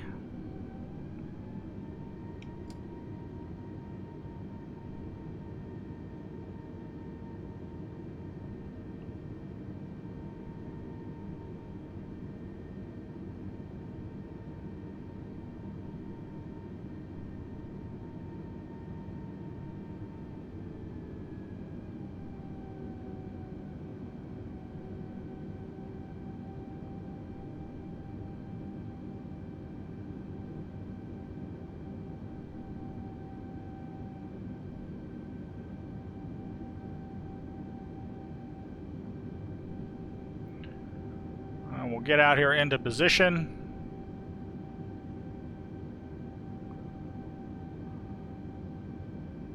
Looking pretty good. We'll go ahead and get up to 50% on the engines. We're going to hit our chrono button. Let's see if this one works up here. Is it? No, it's inoperable, but we do have chrono down here. Chrono, so chrono's hit. Now we need to go to our flex.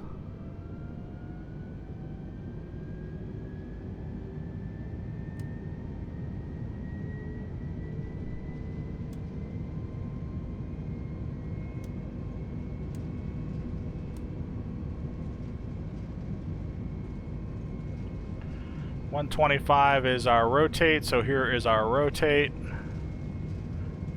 I don't like the indication on the primary flight display of the flex setting for the throttle. So we have positive rate of climb. Why are we backing off here? Positive rate of climb, gear up. 15-degree pitch, a little bit high. Auto thrust has engaged. We'll do Delta 103 to contact Miami departure on ONE 20.5. Where did my flight plan go? Hold on, what is going on here? So we need to be turning. We're going to turn, come back down here a little bit. Delta 103 to acknowledge last transmission. We need to go back to our thrust climb. We need to see our flight plan, which I'm not seeing at the moment. Flaps in.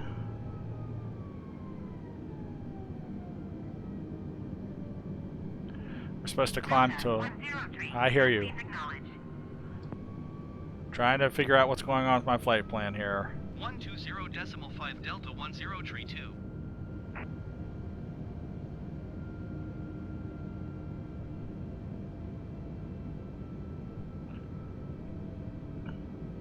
Come on, Miami contact. departure Delta 1032 was at 3,100 feet, climbing 11,000 feet. Delta 103 to Miami departure continue as planned. Altimeter 29.902.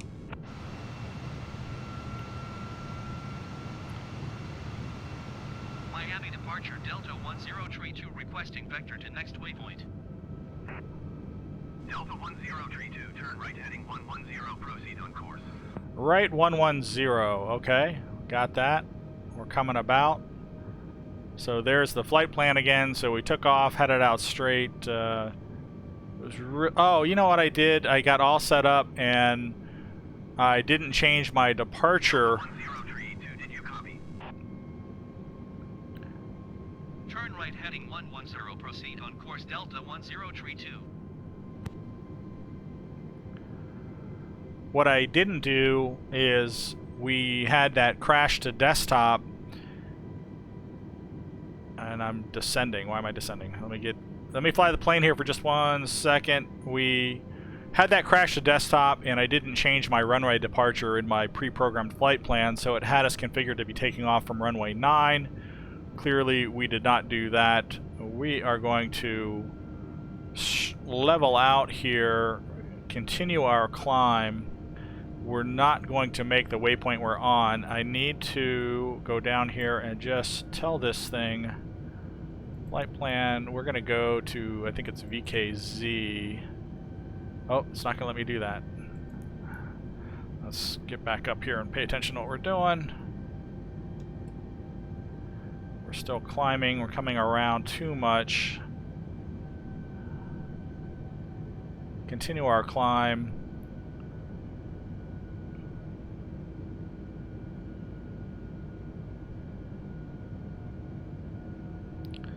So I want to go to VKZ.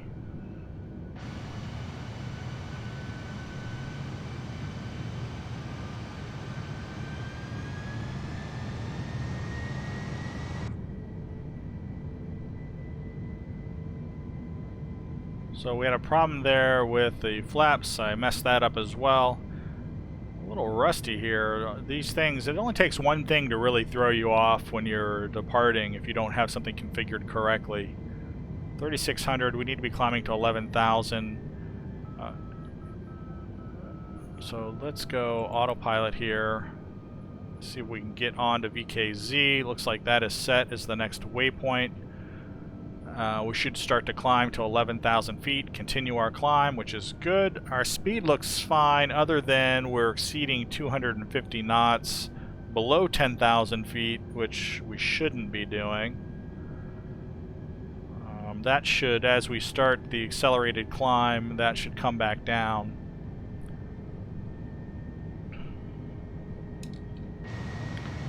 So this becomes a little bit easier. Let's get this off the screen. Make sure I don't have anything pending. I don't.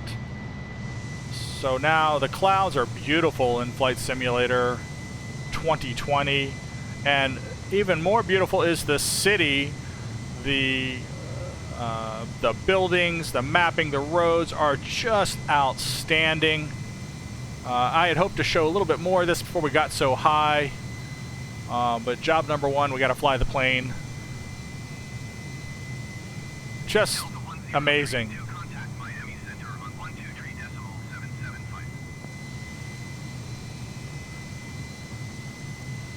123.775 for Delta 1032.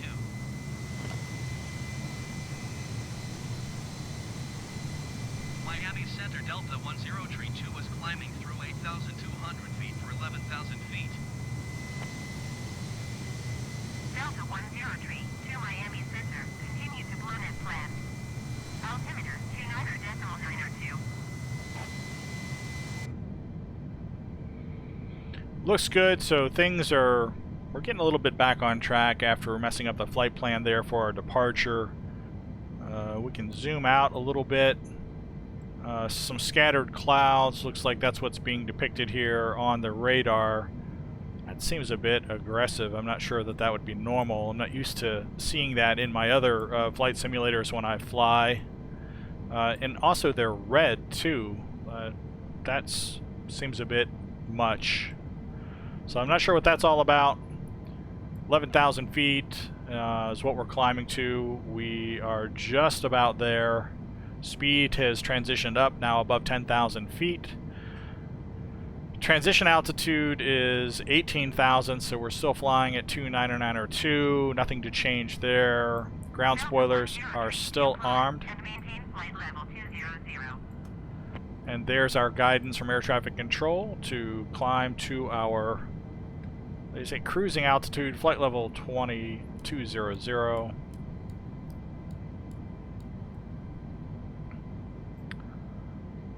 And we are continuing our climb. Perfect. Delta 103 did you copy? And you always got to make sure you talk to ATC. Flight level 200 Delta 1032. We also can go up here, turn off our takeoff lights, or our landing lights, whatever you're calling them today.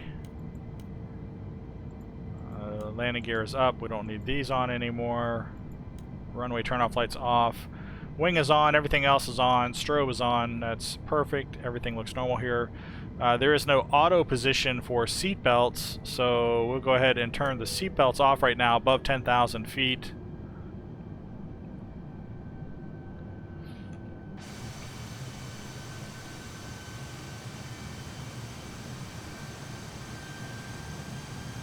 Absolutely stunning. The realism, right? It's actual map data. It really is truly awesome.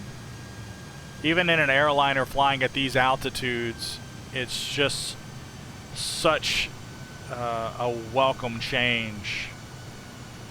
Another airport down there you can see.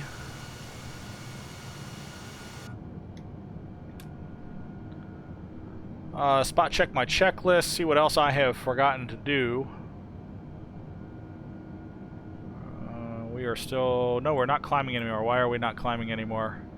The autopilot, I find, is a bit quirky at times. Let's go up here and engage our climb. Continue to climb up to 20,000. We have climb on the flight mode annunciator, the FMA. MNATE is the waypoint where we depart this standard instrument departure.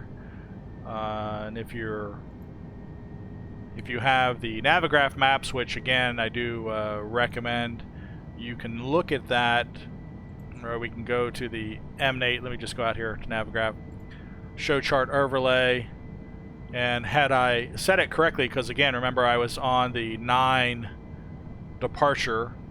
Actually, this is runway 27. How the heck did I come? I ended up way out here. Expectations I should be over here. We are making our way to MNATE.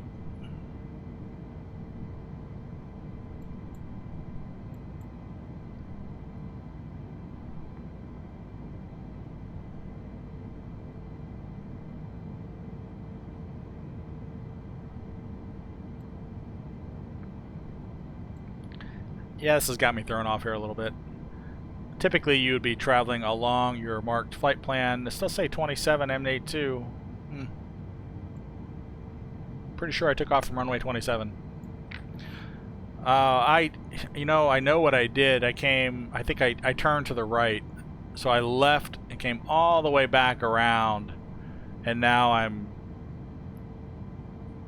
it's weird that my flight plan over here was an expectation for 9, so this is how I would have come out if I was following 9. Now I get it.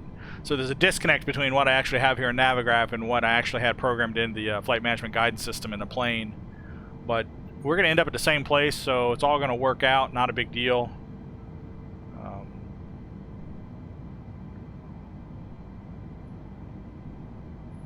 Big deal in the sense that ATC should have yelled at me for turning right. This is where the hell are you going, right? I should have been turning left coming off that runway.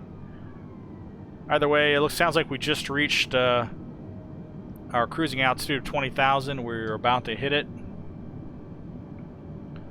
Let's get back here into this. 20,000, we can change our barometric pressure to standard. Hello, let's go closer to that so we can actually work with the button. 992, standard. Now we're at standard pressure. Coming in at 20,000 feet, 280 knots, indicated airspeed. We don't need to be on the flight controls anymore. We can be monitoring the engine. No smoking lights. I don't know what this Pred WS off is. I should look that up, and I will here when I break. Everything looks good right now. We are at our cruising altitude. It won't be too much longer because this is a short trip. Let me go back out here to the Navigraph for 1 second, clean up some of this information just to give you visual representation. So back over to Navigraph. It really will not be much longer. We'll be at cruising altitude, and we'll start our descent here in no time and be dropping down for our approach into Key West. Take a look outside once again, flying above the Florida Keys, south to Key West. If you look down there at the detail, it's simply amazing. If you were down there even close, just the streets are so realistic. The Bing maps and the maps they bring into this game are fantastic. I like the color of the water.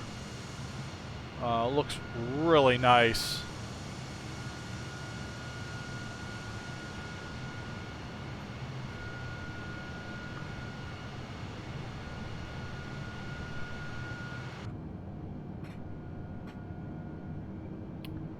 Looking pretty good.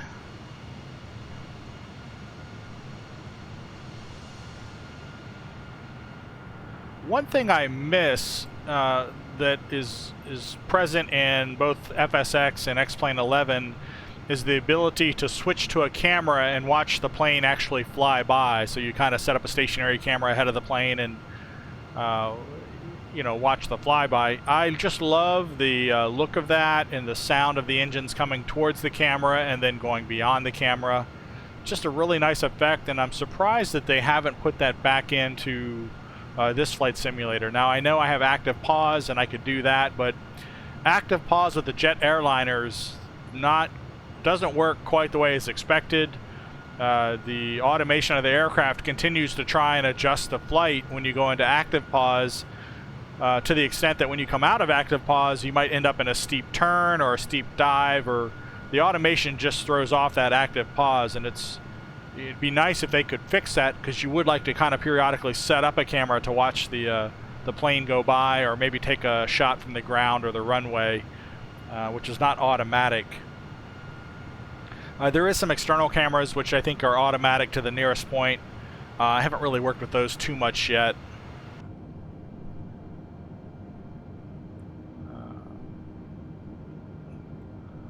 Everything looks good. 11 minutes into this flight. I like the effect of the sun glare into the cockpit. Makes it a little hard to read some of the controls at times. But a nice detail touch. Everything looks good. Delta 1032 descent and maintain 8,000 feet. And there it is, right out of the gate. Descend and maintain 8,000 feet, Delta 1032. We start our descent to Key West. Delta 103 to your 65 miles east. Descend and maintain 2,000 feet. Expect vectors, visual runway 27 approach. Now, it says descent, but I'm not descending. And this is frustrating. This is where some of the automation doesn't seem to work. Now, it looks like it was slowing down there, so now the descent is actually starting. We need to acknowledge this. Descend and maintain 2,000 feet. Expect vectors, visual runway 27 approach, Delta 1032. We're going to go back to our barometric pressure, 2992. Delta 103 to contact Miami Center on ONE 24.7. Going to ONE 24.7, Delta 1032.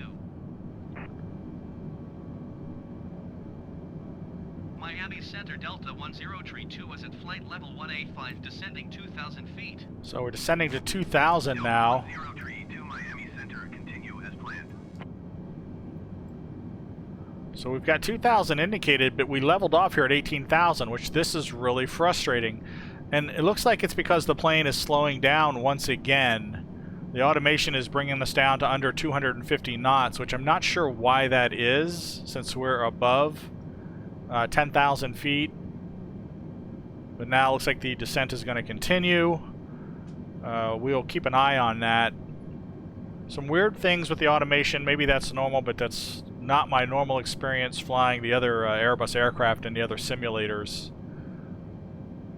2992, we're looking good. 2000 is set. We'll continue to watch the automation. We did get runway 27, so there's some work that we need to do in the CDU. Go down here, zoom in a little bit so we can see this a little better. So Key West, arrival runway 27. It's going to be visual, no ILS. Go ahead and insert that so we get our additional waypoints that we need. We also need to look at automation. Drop in 2992. QNH. I don't like that it does this. I haven't seen that before. It's raising it up to a whole number. I don't have the temperature of the wind. Transition altitude is 18,000. We can drop that in. Our approach speed, make note, is going to be 146. Thought I had noted that before. 146 approach. With a landing of 141. Our decision altitude is going to be 253. Get that programmed in. Take a look at what's going on. 15,000 feet. We are still descending. We're going to go up here, so I don't forget this time. Get our seatbelts on. We'll get configured for landing, so we're going to set up for auto brake of medium. We shouldn't need the spoiler coming in for our landing, so we'll go ahead and get that armed now. Continue to watch our descent here. Take a look outside real quick. Air Cargo ID 6605 heavy descent and maintain flight level 240. That is not us. Okay. Still descending down through 13,000 feet. 250 knots is the programmed speed at this indicated airspeed currently. Descend and maintain flight level 240, Air Cargo 6660 should be good automation-wise.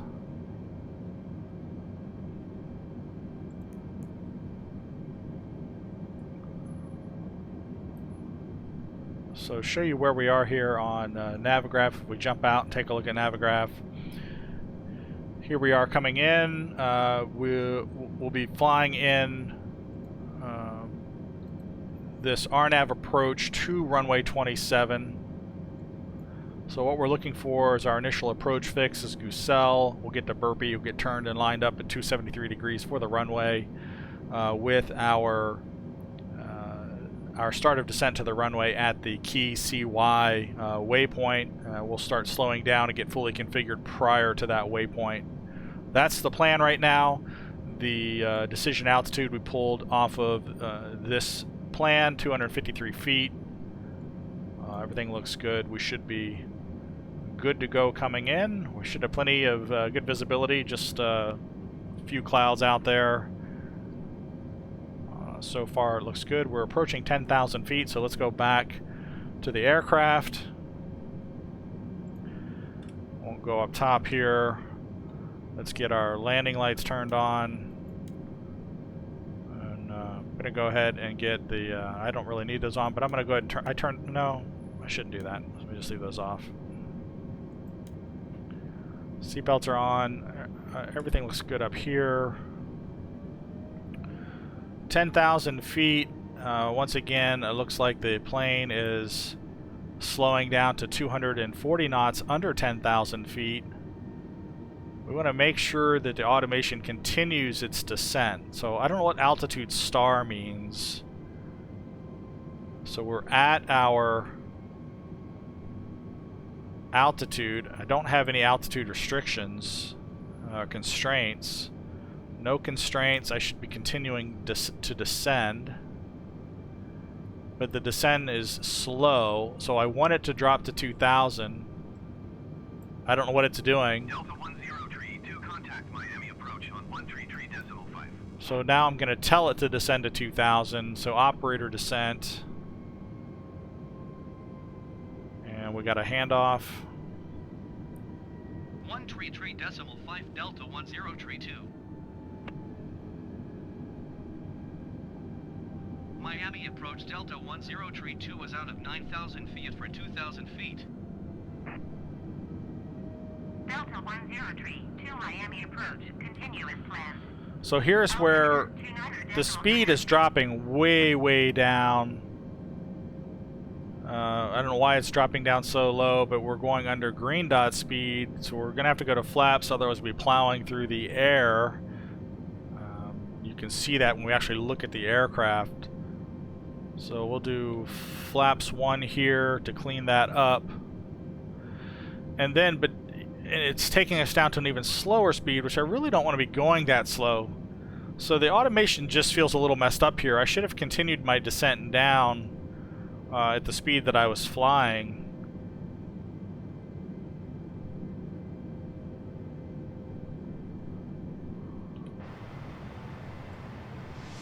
At least, you know, my non-pilot opinion. Delta 103 to please expedite your descent to 2,000 feet. Hey, I'm trying. I swear I'm trying. So we are back descending 1,800 feet per minute. Should be down in plenty of time. No acknowledgement required on that last guidance. We are dropping to 2,000.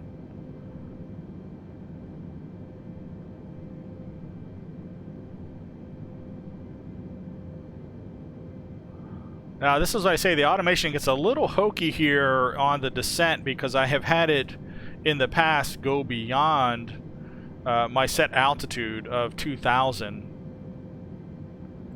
And we've got to keep an eye on that because you'll find yourself down there 500 feet off the water before you know it. Everything else is looking good. I think I'm set up for arrival. I've got my runway designated. Automation should be programmed and ready.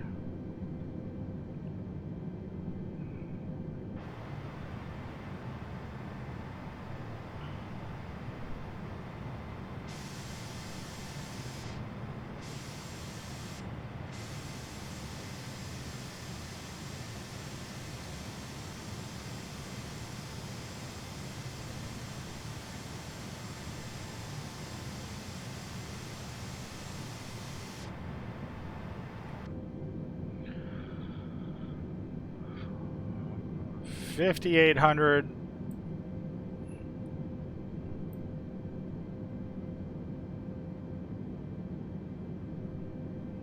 Still descending. Nothing else we need to do up here at the moment. Everything's in the green. Looks good.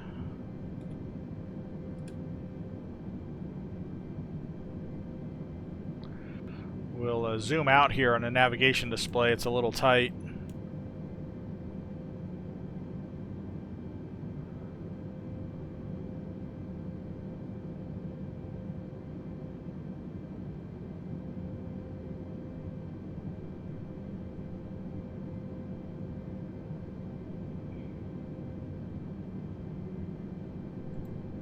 So I'll show you where we are. Quick look at the navigraph. So we are just crossing our initial approach fix of Gusel. Actually, we passed that already. This is a little out of scale. Heading to Burpee. And at Burpee, we'll start our configuration for arrival for descent.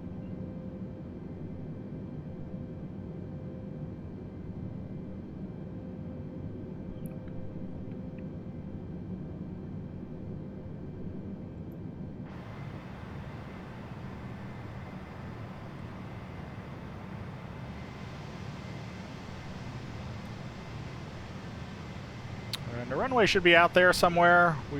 We'll get lined up and we should be able to pick it out. Watch the automation. 2,800, still descending pretty sharply, in fact. We need to make sure that we level off at 2,000. 2,500. And it looks like it's starting to level off, which is good.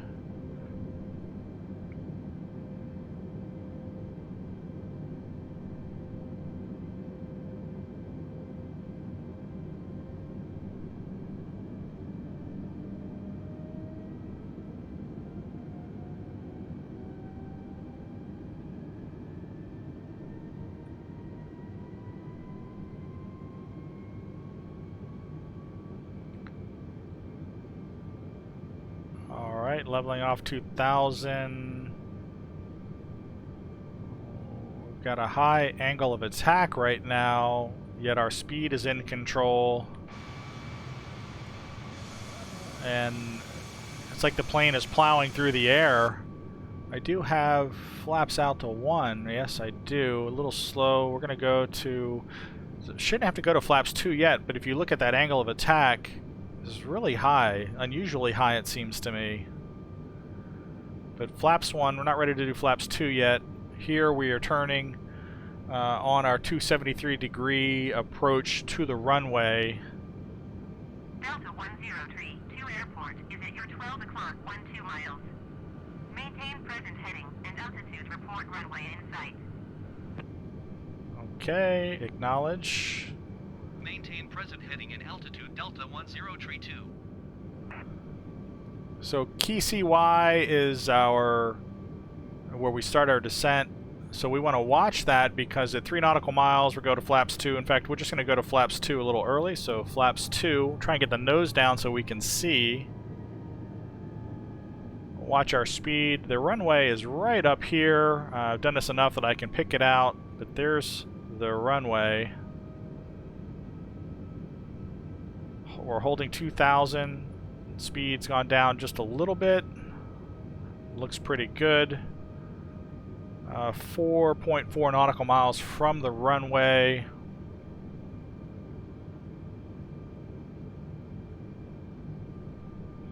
Runway in sight. Delta 1032, I have the runway in sight. Delta 103 to your liner, mile east of Kilo Echo Yankee Whiskey Echo Sierra Tango Indian November Tango Lima. Maintain present heading and altitude. Contact Key West Tower on 118.2. Maintain present heading and altitude. Tower on 118.2 Delta 1032. Contact Key West Tower. Key West Tower Delta 10 tree 28 miles east inbound visual runway 27 approach. 2 nautical miles, flaps 3, gear down. Key West Tower. Cleared visual runway 27 approach. Altimeter 29.9 wind 275 at 7. The plane is slowing down a little bit too much for me, so we'll acknowledge our pattern. Cleared visual runway 27 approach Delta 10 tree 2. I want to look here at the automation and make sure that I have the right speed set. 146 is our approach. 151. We're going to set this. So now we're going to take off the autopilot.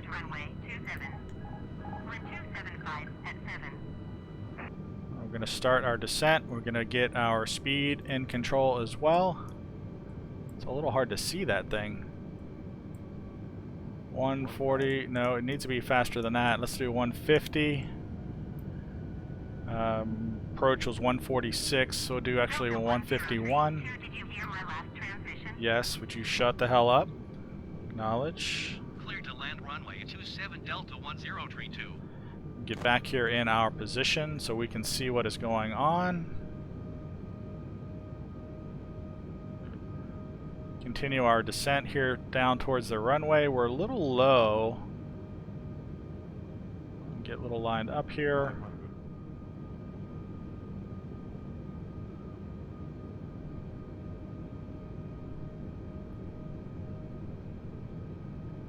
We're all over the place in this landing, but I wanted to follow through with it, even though we had a little hiccup there in the middle of this flight.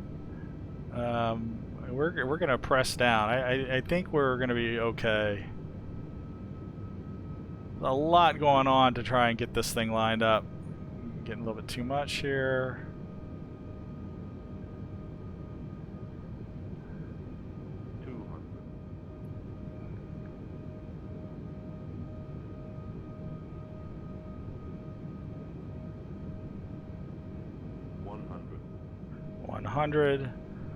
Look down the runway.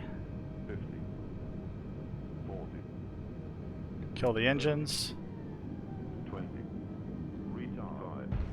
A little hard landing, nose down. Reversers in. Reversers engaged. Slowing down, perfect. 60 knots. Not bad. Hey, listen, that wasn't horrible considering there was so much craziness. There was so much craziness coming in for that landing, quite honestly, there at the very end. I really didn't think we were going to be able to successfully pull that off, but we are on the ground. Welcome to Key West International Airport.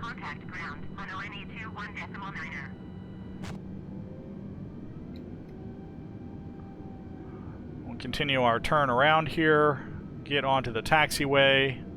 We got a couple things to do as we head on into the gate area. We need to acknowledge our little handoff. And air traffic control is annoying as all get out. Going to 182.1.9 or Delta 10 tree 2. So we're heading in. We'll tune Key West ground. We'll request taxi to gate. Key West ground Delta 10 tree 2 taxi to the gate. Get our Delta 10 tree 2 taxi to gate Golf 4 using taxi and lane Alpha of all that craziness coming in, of course, I didn't have any of Taxiing to gate the Golf runway 4 lights taxi on. Alpha 9 or Delta 10 tree 2. Turn our looks good.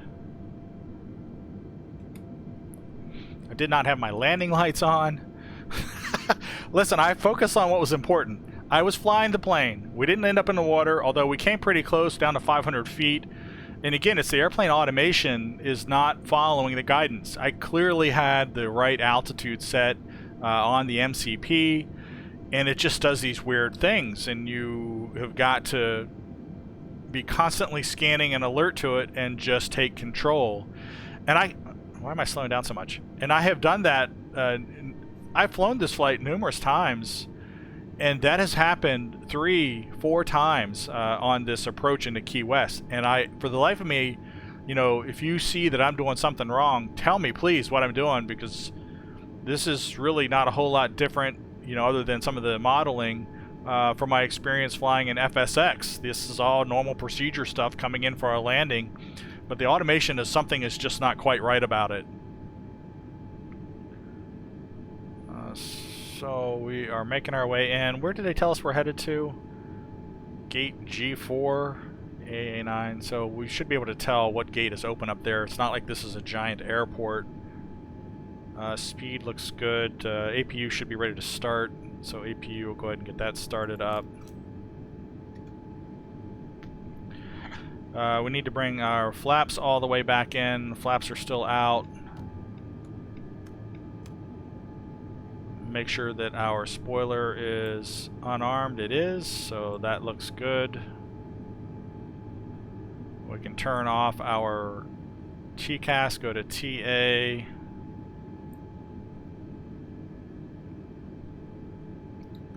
Watch our ground speed.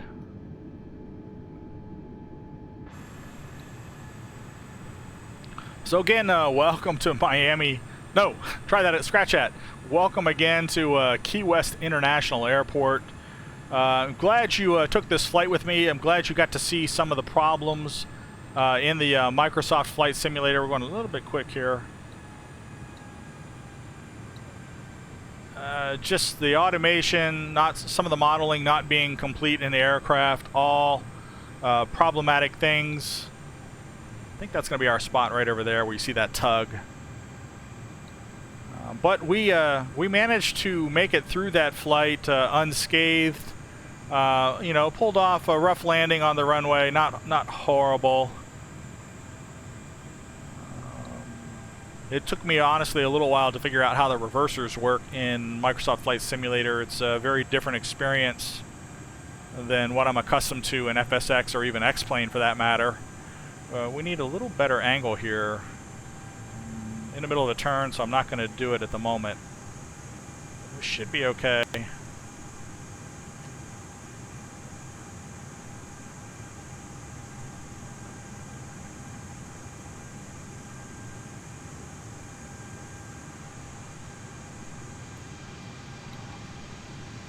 Hello, let's go. I'm trying to do too many things here.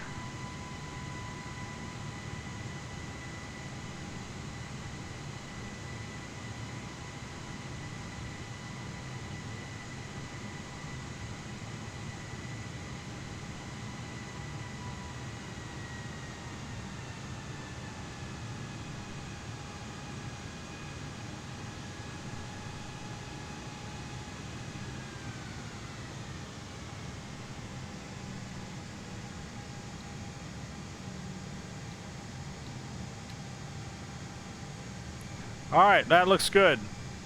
Parking brake set.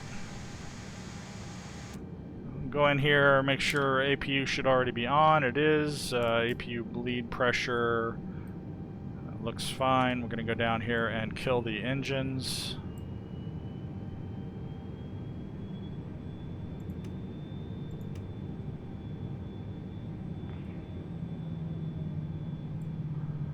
Get our flight director turned off.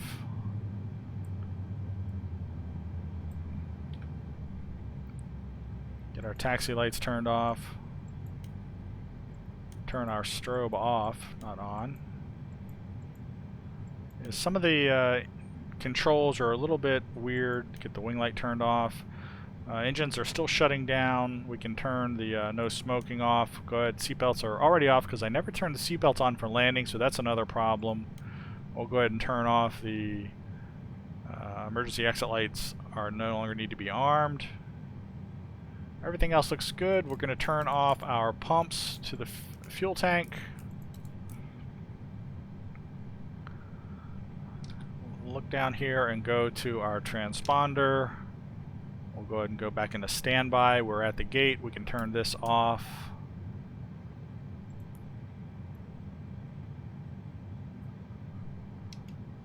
Spot check our controls. Everything looks to be good.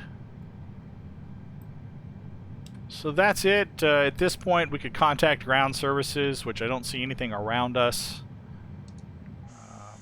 And we could request the baggage, but unfortunately, one thing I wanted to point out about baggage is if we requested baggage here, it would be as if they were bringing baggage to the plane and loading it, not offloading existing passengers' baggage. I thought that was a little bit unusual. So GSX, you can't complete your product soon enough. I'm looking forward to it. I love the visual quality of the airport is fantastic. This is actually Key West Airport. I have been here. I have flown into here. U.S. Customs and Border Protection. If you look over here, we can do the remote control of the camera. So let me try that. And I will show you over here. So if we kind of walk the tarmac, right, we get Key West over here. That's nice. And then over here, this is where you actually walk in from the aircraft, walk into the terminal. Welcome to the Conch Republic. This is a real thing, and that is a real decoration that exists there above the terminal. So love the attention to detail is just outstanding.